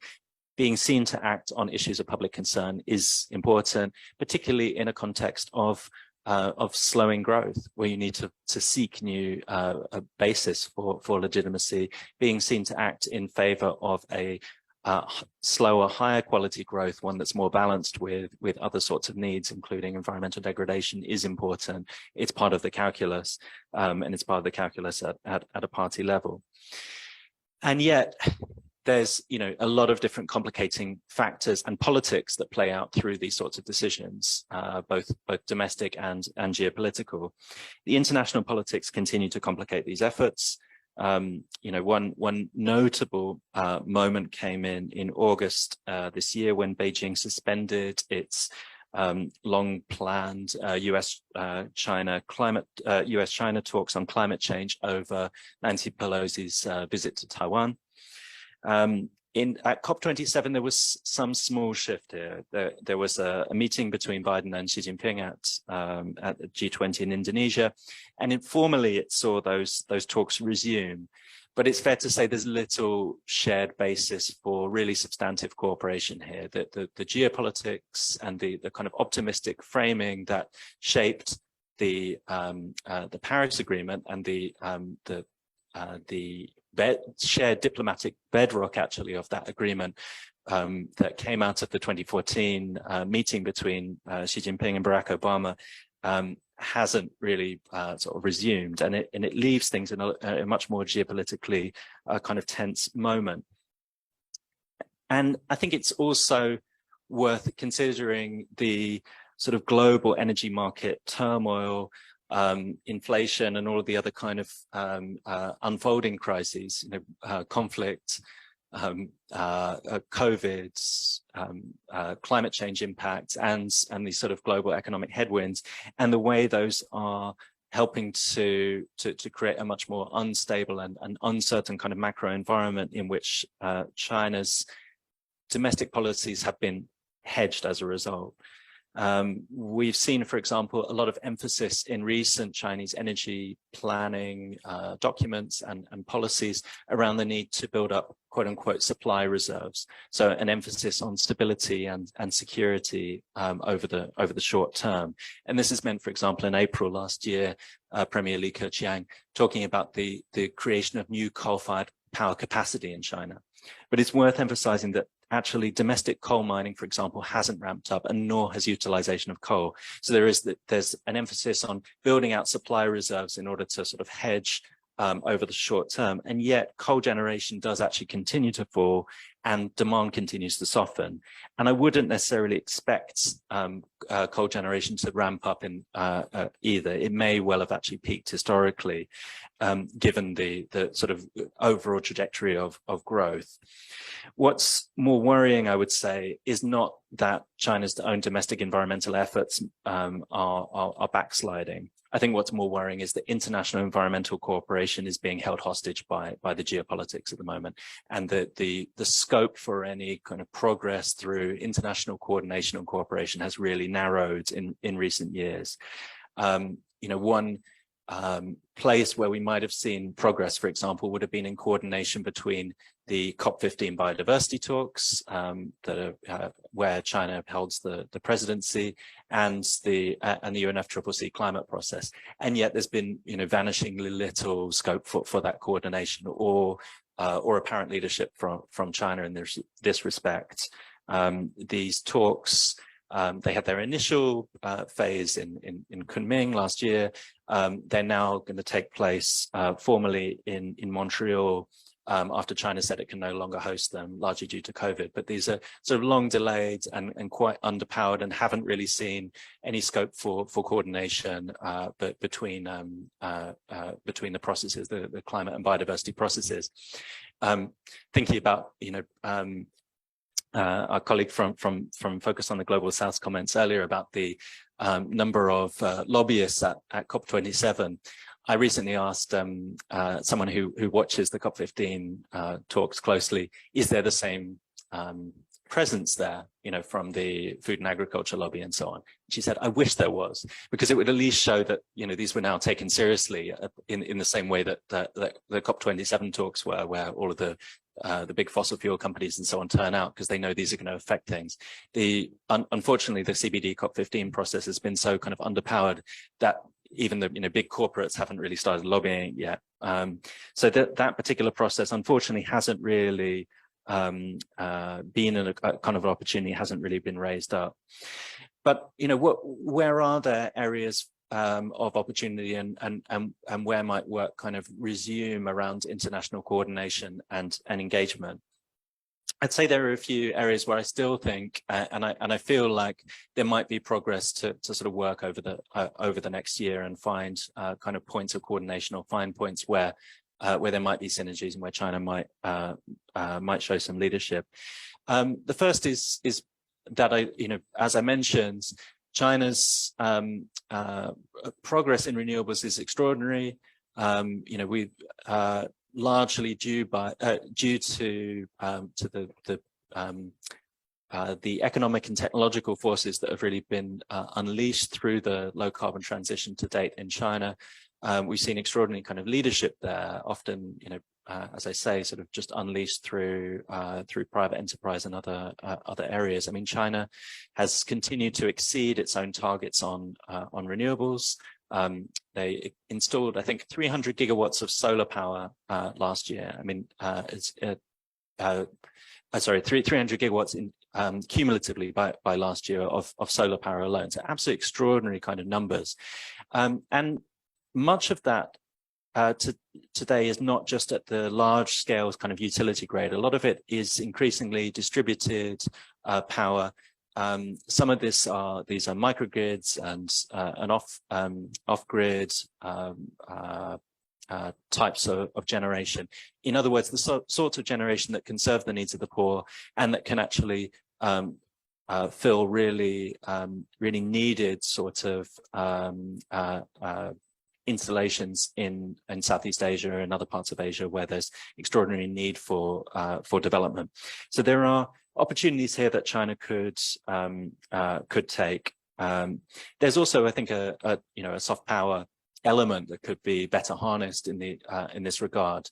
At the UN, part of the reason that China, of course, wanted to host the Convention on Biological Diversity was Xi Jinping's own kind of signature leadership brand of so-called ecological civilization, something that is actually, now part of the title of the UN talks themselves on Convention on Biological Diversity.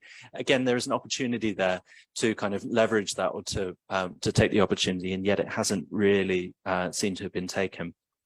And then I think there's going to have to be, and this gets to the more difficult and kind of difficult questions I think that are raised by some of the points that Sunil Acharya was raising around loss and damage and adaptation. There is going to be, I think, a more active and an interesting conversation around the role of China in climate finance after the development or after the writing into the COP27 outcome of a loss and damage fund. Where China sits here, I think, is in dispute. Clearly, it's going to be raised up the agenda.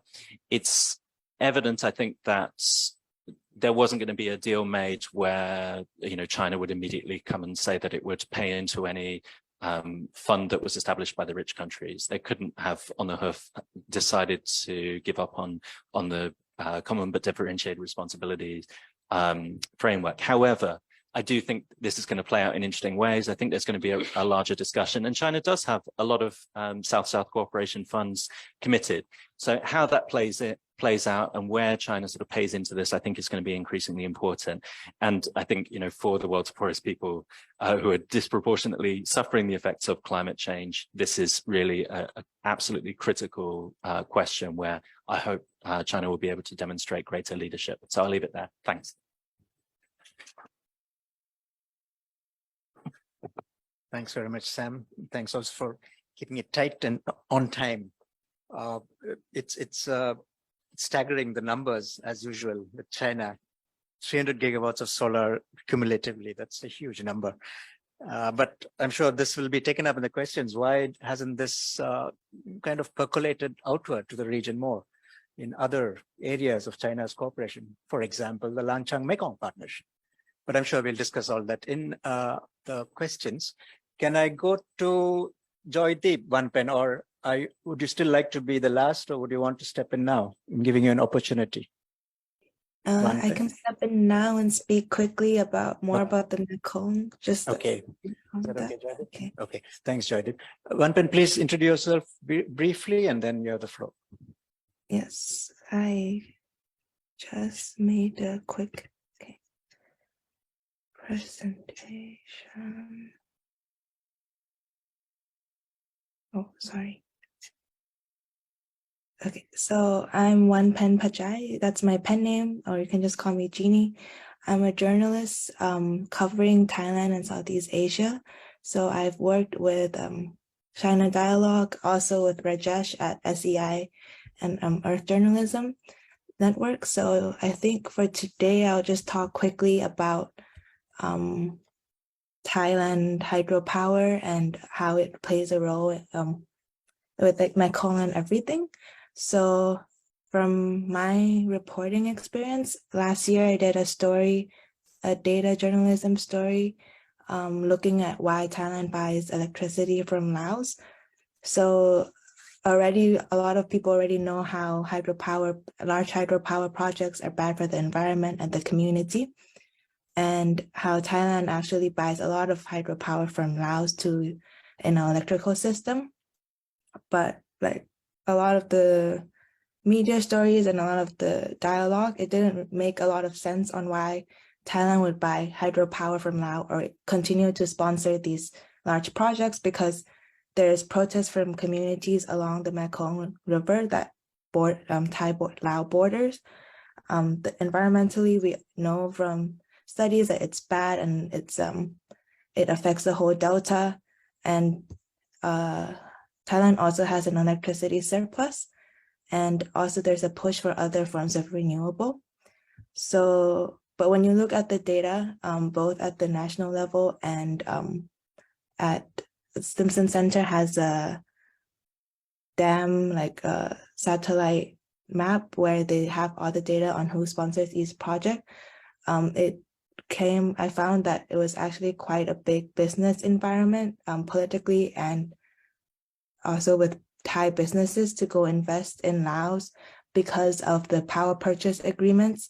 And then in Thailand, we have an FT, a monopoly with an FT system where it feeds into one another. Where if you were to invest and build a hydropower project in Laos, for example, you could get returns because the government has agreed to buy electricity from that project, regardless of how much you use or whether you need it or not.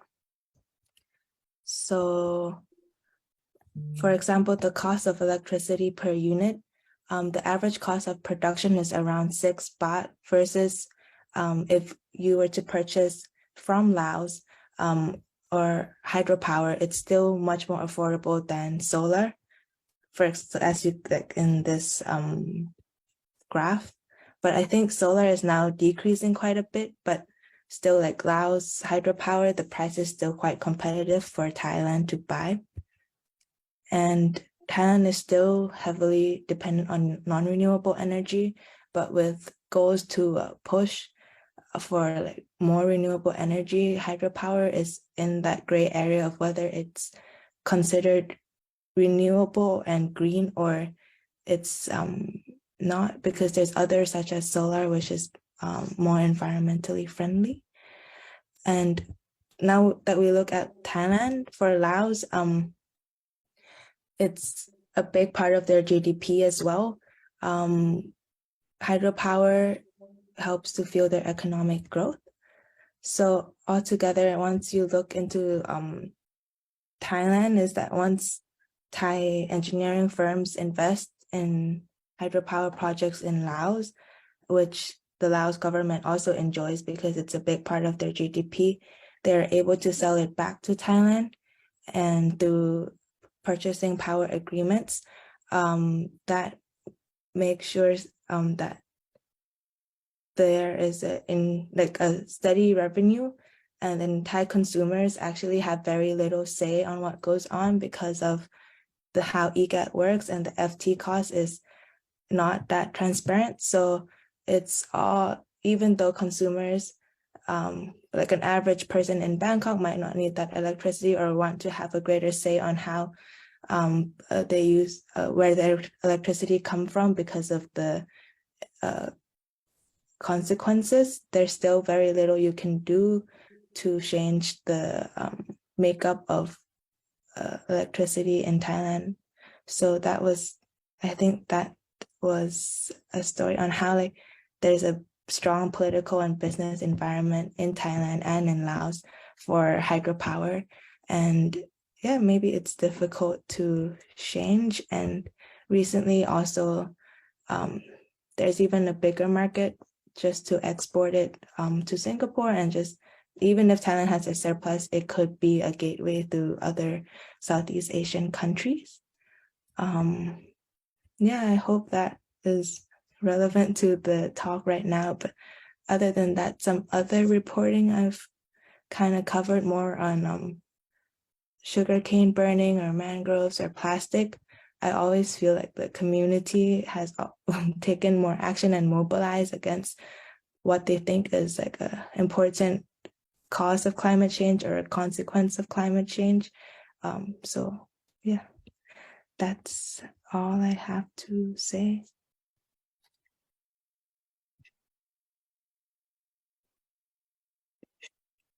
Thank you very much, Jeannie.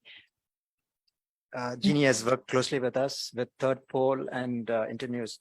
And I would encourage you to go read her photojournalism on bioeconomy as well. Thanks, Jeannie, for bringing up this topic of hydropower. This is a large beast when very critical to this topic of this session on climate justice. So on that note, can I go to Joydeep? Thanks for your patience, Joydeep, and please briefly introduce yourself, and then you have the floor. Thanks, Rajesh. Hello, everyone. My name is Joydeep Gupta. I work for the Third Pole, which is a joint project of the China Dialogue Trust and the Earth Journalism Network. So I do have a lot of colleagues in this room, but I'm also extremely excited to have a lot of social scientists in this room, because as a reporter, I get to speak and get to ask questions quite often on climate to natural scientists. And I'm increasingly of the view that this is something that in which social scientists have a much bigger role to play than they have played so far. I'm going to start on that, given the topic for this session was COP27 and climate justice. Historically, if you look at global climate talks, COP27 is a formal admission of the failure of climate talks.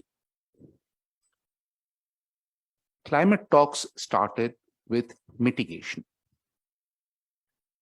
How do you control emissions of greenhouse gases so that you don't have a problem anymore? Mitigation failed to stop climate change and its impacts.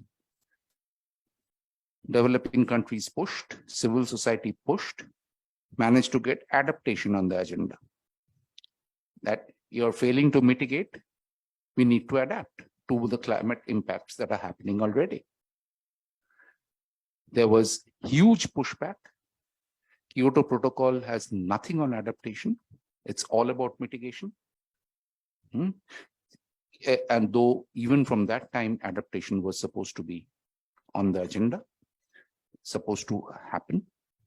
And as was pointed out by my friend from Oxfam, adaptation still gets a very small part of climate finance.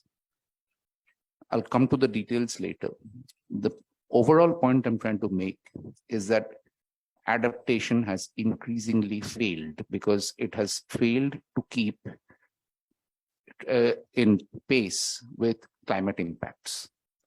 And IPCC latest report states that in so many words, limits to adaptation is a very large part of IPCC's latest report. And so when you fail to adapt, you are left with loss and damage. So that is why I say that the establishment of a very, very small step and a step that is going, I suspect, is going to get huge pushback is actually an admission that global climate talks, since the Rio Conventions were signed in 1992, have not been able to solve the problem. So to me, as I said, I'm a reporter. I'm not going to tell you anything. I'm going to ask questions to the room in the hope that we can have a good discussion on this. So from historians and sociologists and economists, and especially from political scientists in the room, I ask this large question that when you have a transnational problem like climate change, when you have a transnational problem like air pollution, when you have a transnational problem like biodiversity loss, when you have a transnational problem with transnational rivers, is the sovereign state the right way to go about talking about it? Because I'm increasingly of the view that it's not. The Westphalian state for the last 500 years has failed to sort out any river issues significantly, when it comes to transboundary rivers. So is the nation state on which we are depending, the nation state on which the UN is structured on the basis of sovereignty, where you have a situation where any one of 197 countries can veto a global decision, as we have seen again and again, and we saw again this time at COP27. We have seen it in the biodiversity COPs, we have seen it in the desertification COPs. It's not just climate I'm talking about. And so my question overall to this room, and especially to the political scientists and sociologists here, is the nation state the correct way of going about it? Or can we think of a different way in which we should look at transboundary issues? There are examples of where it has actually worked. They're admittedly small examples, but there are examples at a decentralized community level where transboundary cooperation works. Later on, if I have time, I can state those examples. They are there in rivers. They're there in terms of air pollution issues occasionally. They are not there so much in climate, but it's something that we need to really talk about. I'm going to raise one more issue, because I want to raise this because it's part of the COP27 talks, and it's the question of climate justice comes in here in a big way. Now, there is a question of climate justice at the international level, which is what we are talking about. What we are not talking about, one of the elephants in the room, is climate injustice within a country. It's almost never being considered.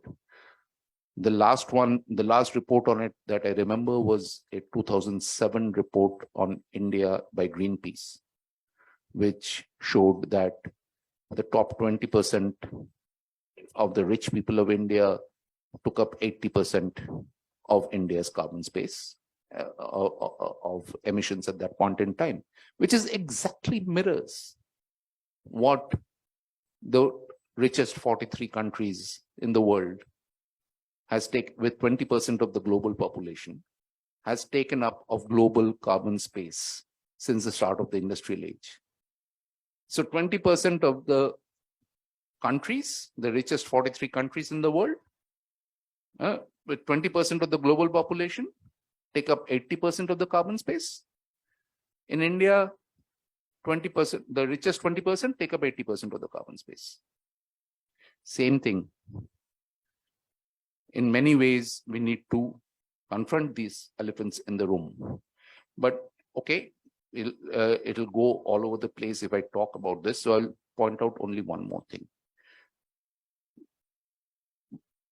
In climate change research and history, from in the 1980s, when it really came to public attention from the Brundtland report of Our Common Future, one of the reports that came out was about the extent to which methane contributes to global warming. And at that point in time, there were many reports, especially in the industrialized countries, which said it's about 50-50 with carbon dioxide. And the sources of methane at that point in time were by and large identified as two: rice production and livestock rearing. It required concerted, combined scientific research within various global South labs and communities. I can name labs in Philippines, China, Thailand, and India, which work together on this to show that the percentages coming out of the labs in the US were wrong. And it was shown empirically, and it was shown also that only livestock and paddy growing are not the only causes of methane production. Flaring from oil and gas wells, it contributes well over a third of methane in the atmosphere. After that, there was the talk of methane sort of died down. Through the 90s, it actually came back in 2021. And now we have a global methane pledge, we have a report, and we are seeing similar kinds of reports. And I was looking at it to do a story, to see to what extent it actually empirically shows. And I found that there are two global sources right now available on how much methane is being emitted by various sources and how much is in the atmosphere. One is by something called the Global Methane Pledge, an organization set up in 2021 by a very large number of industrialized countries, in fact, most of them. And the other was by UN Environment Program. And I found the two have very different numbers. The numbers, in fact, are so different that I ended up not doing a story because I couldn't match them. So what I'm trying to tell all of you is that climate injustice happens at various levels. Climate injustice happens through various means, through various forms, and also through ill-planned solutions, which is where that other big elephant, which Rajesh just alluded to, comes in: hydropower. And I am seeing the governments of China, India, Myanmar, all saying that, oh yeah, we have to decarbonize. Fine, we'll have more hydropower.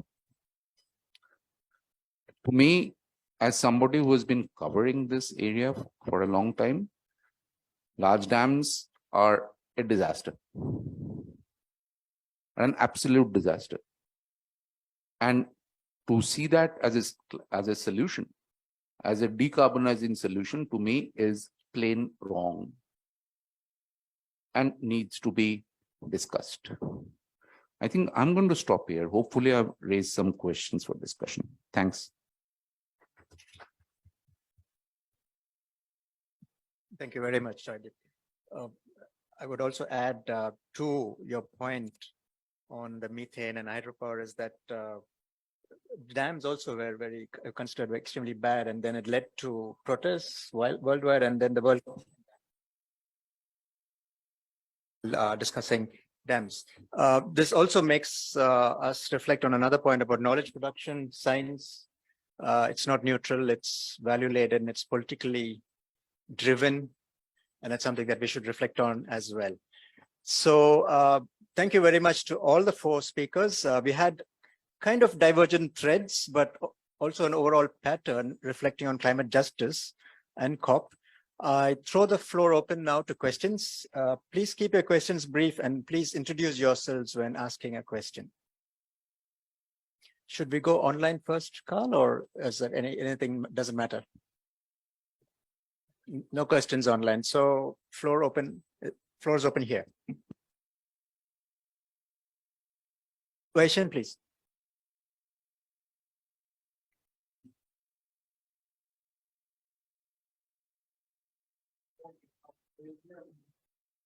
Can you use the next one? I think we need the mic for the online, so it's better if you can use the mic.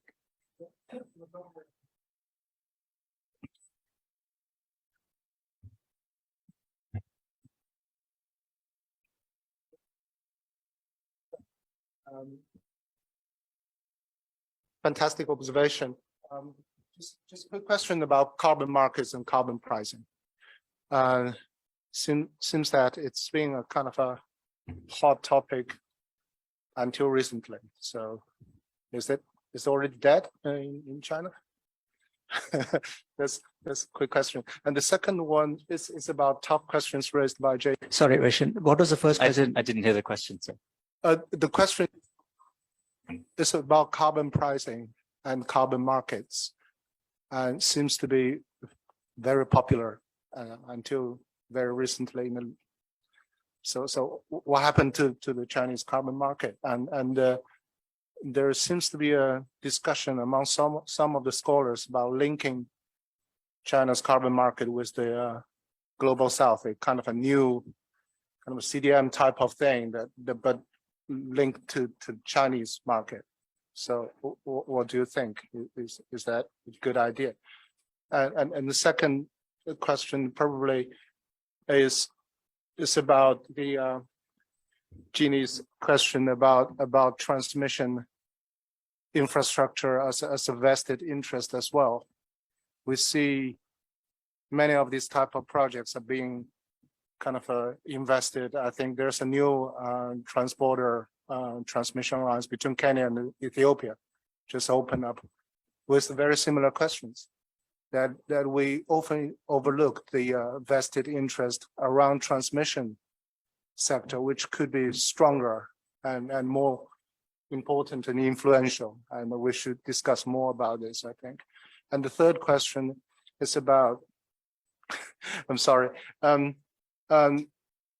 critical issue of overall the social injustice that we talk about related to climate is so deeply entrenched of our global political economy system, our national political economy system.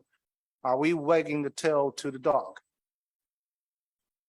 How to fix that? It's like if we can't find solutions for fundamental changes at global system or national system, it's unlikely that all these deeply embedded injustices can be addressed. It's even beyond the division between democratic and non-democratic countries. It's like all countries, like all systems face these injustices at all levels, and it's exacerbating.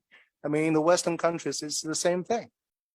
Like we will face millions of people coming back into energy poverty under the UN definition that 5% or 10% of monthly income will be spending on energy bills.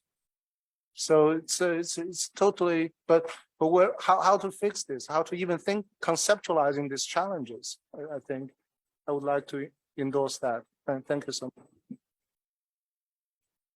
Thank you. Could we take a couple more questions and then we can kind of distribute it to the panelists? Yes, please. Good morning. My name is Nataron. I'm from Cambodia Energy Lab. So we have been talking about transformation and also transition. And the first speaker was sharing the role of China in its leadership. And there were a very famous battle at WTO level between China and the US at that time when the solar panel were not that much developed, and China was known for subsidizing heavily its panel industry using step subsidies, and therefore the US accusing China of dumping to capture US markets. So this is the introduction, because it's interesting to see also that different countries invest differently in the RE tech, but the RE tech is going to support the transformation of the energy industry in the region.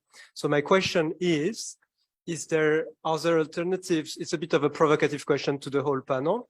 Is there other alternatives to China in order to supply the energy transition in ASEAN region and beyond?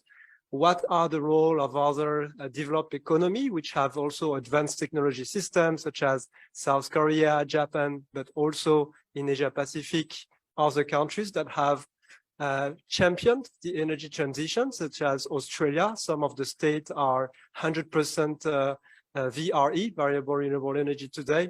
So how do you see the distribution of the role among all those actors in the region? Thank you. Thank you very much.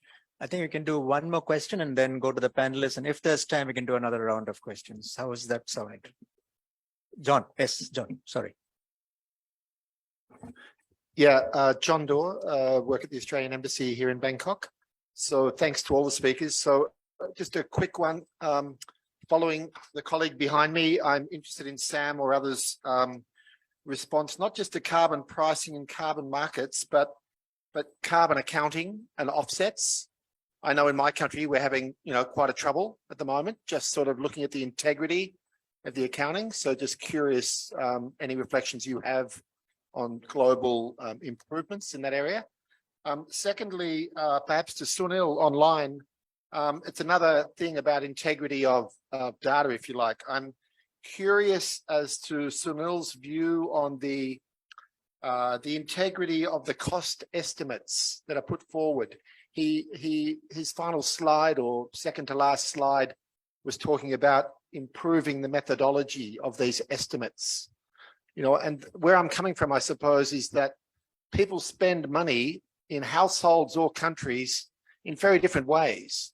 You know, my grandmother would spend $1,000 far more efficiently than you know, a program manager at some less impacted sort of zone. So I'm curious about the integrity of the numbers and what his ideas are for improving. And then finally, really, it's one to Joydeep, if you wish. And you know, you're talking about sort of concerns with the Westphalian state and whatever else, and track 1 processes. We also have track 2 processes and then something in between. Interested in how the reportage of those different tracks can sort of, you know, so your profession, how you can sort of find a way to sort of report equally, if that's the right word, the different perspectives that come through. And then, of course, wondering about the value of the track 1.5 there in your own country.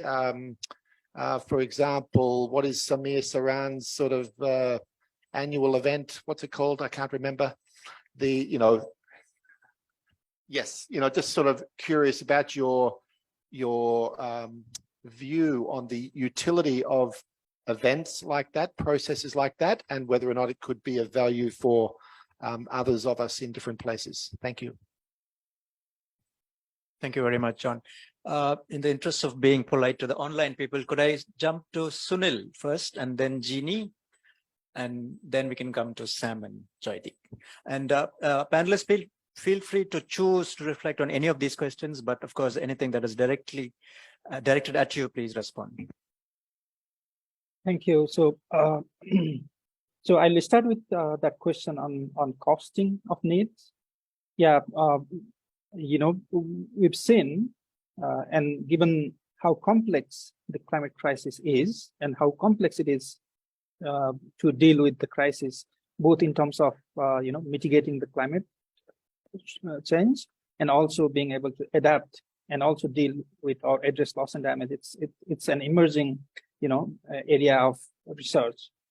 So what we've seen so far is that many countries, though they have been, you know, asked to provide the estimate of what is required in terms of the nationally determined contributions, there is this vehicle in the UN climate system which asks countries to provide an estimate of what is required to deal with the crisis. So the nationally determined contributions primarily looks into the mitigation side of things. That's how it was agreed.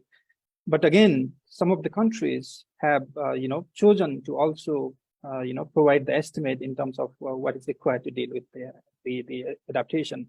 So what we've seen is like, you know, there are some global estimates which, you know, come from various sources which try to make the global estimates.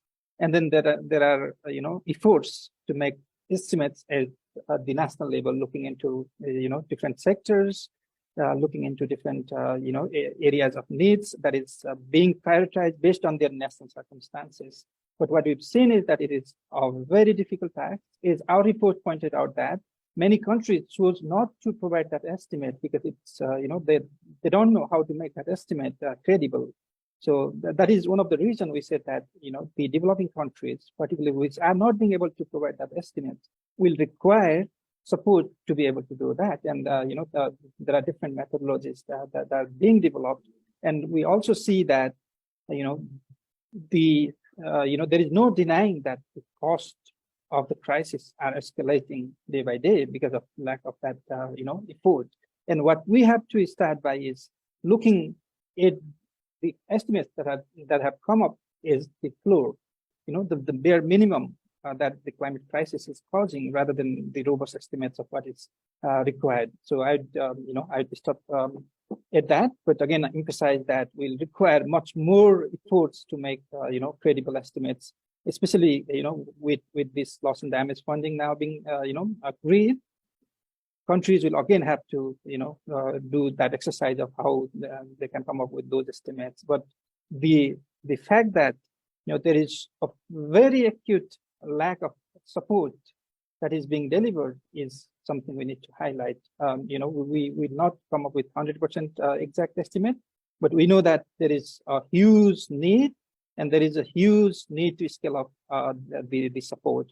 And then again, coming up with you know, how we approach this transition, how we go forward, is something we need to also be looking into. Because what we've discussed is that, you know, we talk about this climate crisis, we talk about other different crises that the world is grappling with.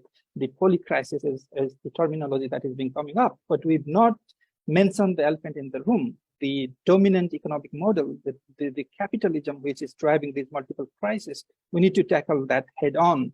Unless and until we do that, then we are like, you know, just making incremental changes, and which will not result into the transformation that is required. Because we've seen that is, you know, some of the colleagues in the panel also mentioned out that, you know, it is the system which is driving this inequality, the social inequality, the climate inequality. We've seen that a few hundred billionaires contribute to this, you know, crisis 1 million times more than an average person. We know that, but we've not been doing anything.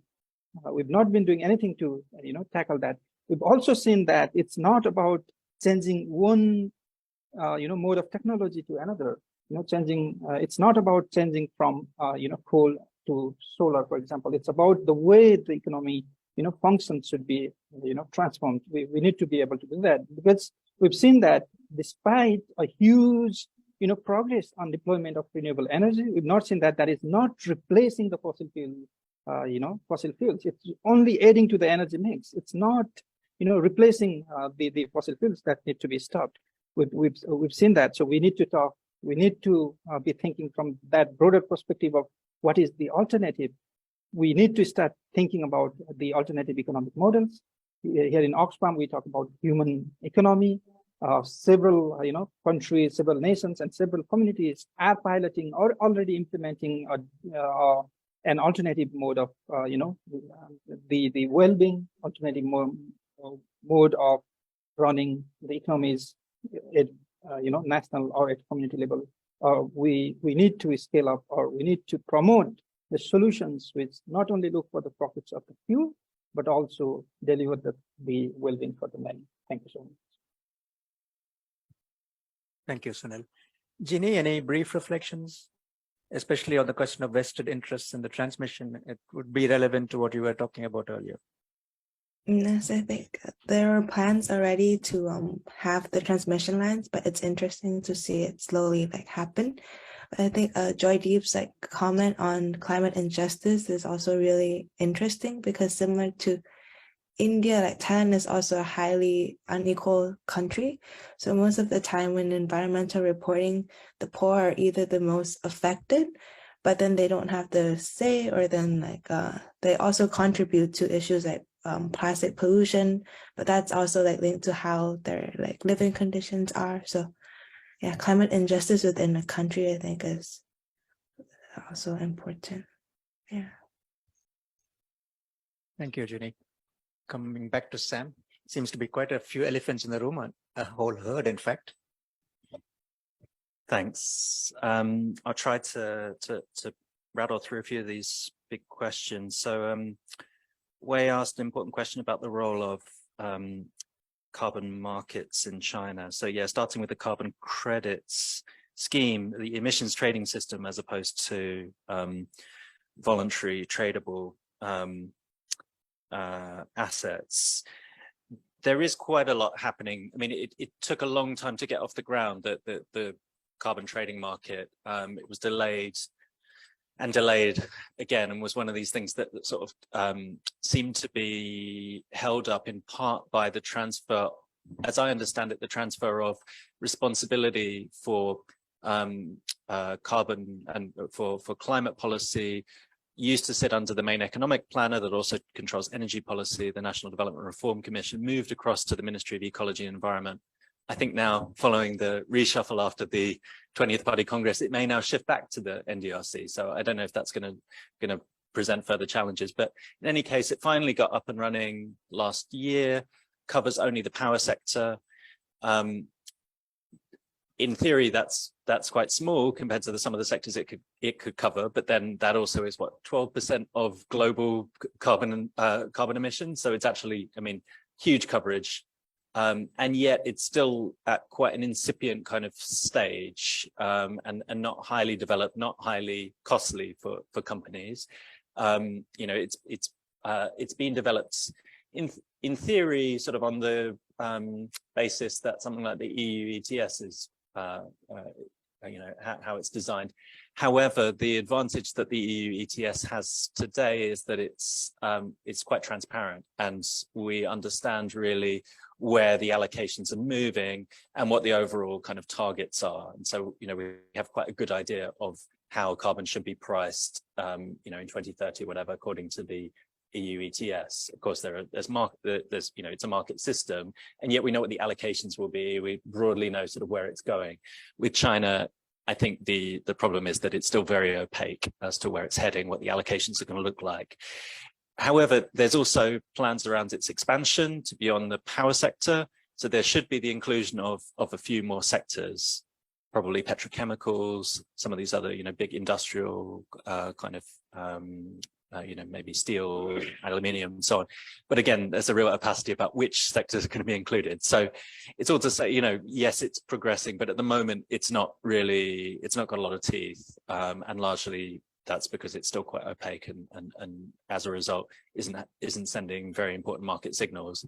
I would say, you know, in contrast to what I was talking about earlier around the overall big targets, particularly the quote unquote dual carbon goals, and the way those are fleshing out some actually pretty significant industrial decarbonization plans and so on, quite a top-down fashion. Those are really sending a signal. You know, I really think if you work in any of those sectors, steel or aluminium, whatever, you've realized quite quickly actually that you're going to need to decarbonize, and that there's going to be quite serious sort of top-down targets placed on your sector. And it's probably, I think, applying a lot more pressure than the ETS is at the moment, is my impression.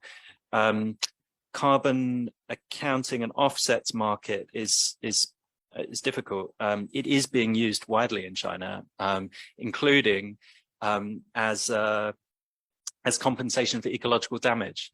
So you know, in courts around the country where companies or local governments are being fined for illegal logging, they're now paying that off through compensation paid off in tradable offsets.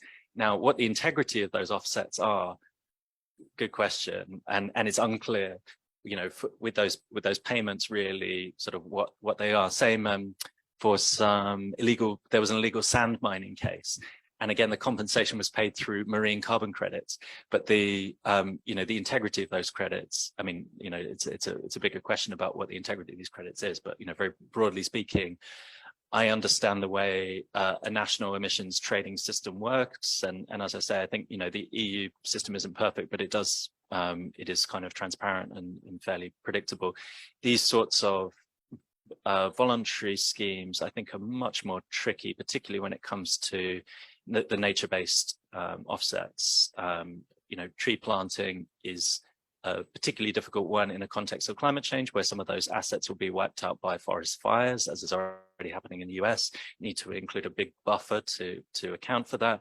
There's also the fact that these are just, I don't understand how these are remotely fungible kind of assets because of the variance in quality across these different assets. So you've got, you know, you've got different vintages, different times, different systems, and then of course when it you know, different accounting sort of systems and standards.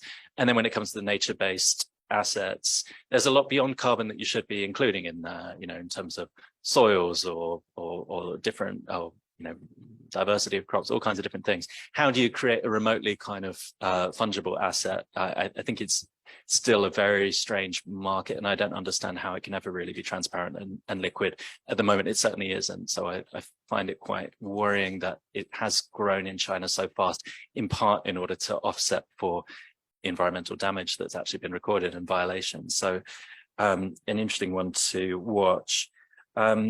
Yeah, transmission infrastructure. China's state grids monopoly has been really advantaged by the Belt and Road Initiative When you look at some of the biggest projects overseas over the last several years, many of them have been ultra high voltage transmission. That's China talks about as a big part of its sort of offer to the world in terms of thinking about, you know, interconnected renewables, smart grid systems, and so on. And I think, you know, it's interesting, and actually it's something that plays into this, just to sort of link it back to this other theme that people have been coming back to, which is around the sort of inequality within countries. If you look at the overall planning for China's own power systems over the last few years, there's a big emphasis on a new form of spatial planning, geographic spatial planning, that sees Western China as the resource for not only renewables, but also for the quote unquote clean and efficient generation of coal power.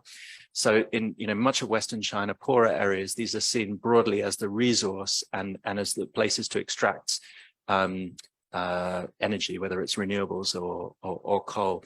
And then this will be transported to affluent demand centers in the east through ultra high voltage transmission lines. And that's broadly speaking the whole sort of geography of energy that's now playing out. And, you know, this has been talked about critically by Chinese academics and even officials in an earlier era. Pan Yue, famous environmental official, back in 2007 wrote a piece for China Dialogue, and the title was "The Rich Consume and the Poor Suffer the Pollution." You know, writing about China, you know, with an understanding that exactly as, you know, what plays out internationally in terms of the, you know, the pollution haven hypothesis, where, you know, countries with tighter regulation export their pollution to areas with more lax regulation, saying that, you know, this actually happens within China, and of course it does, and you know, that's clearly a phenomenon. A final point on about, I think others can talk about it more probably from Natarin's very smart point about the geography of solar PV production and how this changes. Yes, I think in an increasingly bifurcated world with a decoupling of supply chains, we're going to see greater competition between countries to be the sort of leading suppliers of low carbon technologies. You know, that's not necessarily a bad thing, actually, if it leads to healthy competition and a sort of race to the top. My worry is that it doesn't, and it actually just makes it far more difficult to get to where we need to go.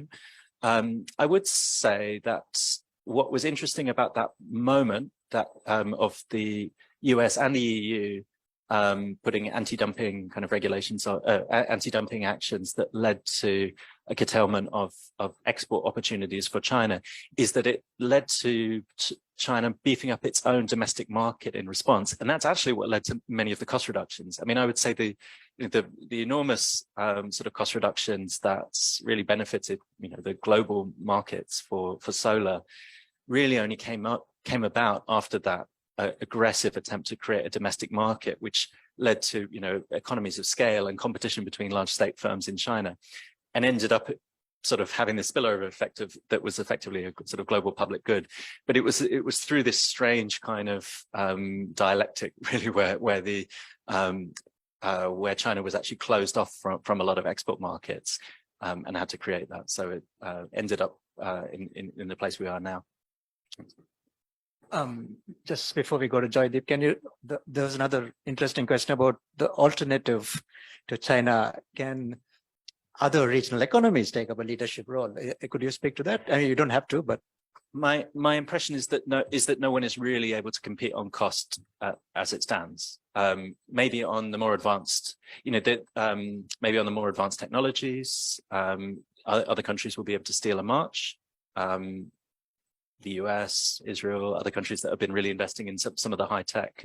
But I think in terms of cost innovation thus far, Chinese companies are consistently in the, you know, top 4 or 5 solar PV firms because of their advantages on cost. But that, you know, that maybe that won't be the case forever, and this sort of decoupling and so on might create advantages for other countries. Excellent, thanks. Over to you, Joydeep. We're running a little late, but that's okay, right? Right, I know we are running late. I can see that. So yes, so I think instead of talking about what my fellow panelists have already talked about, I'll try at least to start with, unless there are other demands, answer two questions. The first is John's question on how to move track 2 to track 1.5 to track 1. My answer is that to start with track 3, not even track 2. And what I define track 3 as academics and journalists actually bringing it to the notice of people who are in track 2, which is this other civil society, NGOs, and then they take it up. And then it comes to 1.5 and then to 1. I completely agree that as things stand today, it would be naive and utopian to say that you can do away with sovereign nation states. You cannot. They have to talk. But you have to create a situation for any of this to be anything more than a zero-sum game. You have to create a bottom-up demand for it to be a more than a zero-sum game. Otherwise, diplomats, there are many of us who know diplomats, some of us are diplomats, are trained to negotiate, to give the least and take the most. That's what their training is. And so in that way, you cannot solve a transboundary problem. You can, at best, in a river, you can apportion water. That's the best case scenario. But how you cannot apportion air? You cannot apportion the carbon dioxide in the air. So it doesn't work in the traditional negotiating sense of a WTO. It has to work in a way where the negotiators themselves see a larger interest beyond the interest of their sovereign state, however they define. I'm not going into that at all, how the government defines the interest of the country. But anyway it defines it, even in the best case scenario, will not solve the problem. Will not solve the problem unless they're able to see, negotiators are able to see beyond the interests of their state alone. And that for that to happen, I think it's absolutely essential to have a groundswell of opinion. We have seen this. We have seen this, the maximum push for global climate action, joint climate action, have come from countries where there has been a lot of public demand for it. Even today, that continues. And so that's why I say it's very important for media and academia to actually report on what's happening on the ground, bring that to track 2, where civil society takes it up, and civil society, subnational governments, I'm thinking very specially of city governments, and they take it up. Then it goes to track 1.5, where government and non-government people meet, and then it goes between governments. Yes, I completely think that that's a must. I'm going to move to Dr. Vaishan's overall injustice question. I mean, this, of course, is a very difficult question for me to answer. In fact, it's for you people to answer. But whatever little I know tells me that if Adam Smith was writing The Wealth of Nations today, his factors of production would not only be land, labor, and capital, it would include water and air. He did not include it because they were not limiting factors of production when he was writing.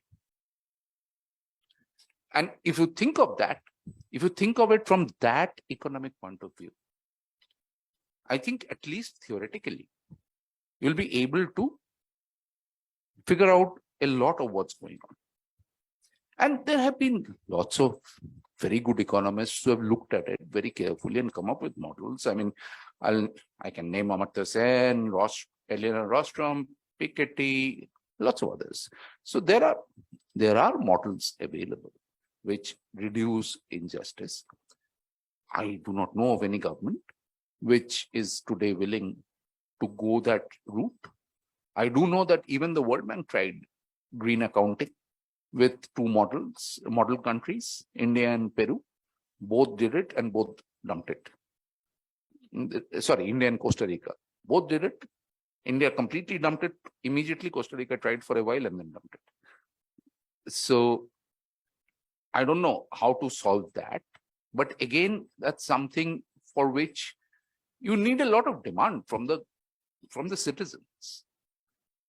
For governments to move beyond business as usual, to move beyond the lobbies, which capture all governments of all kinds, of all hues, and move to a more alternate situation. I'll just say one more thing, because I do want to say this, that look,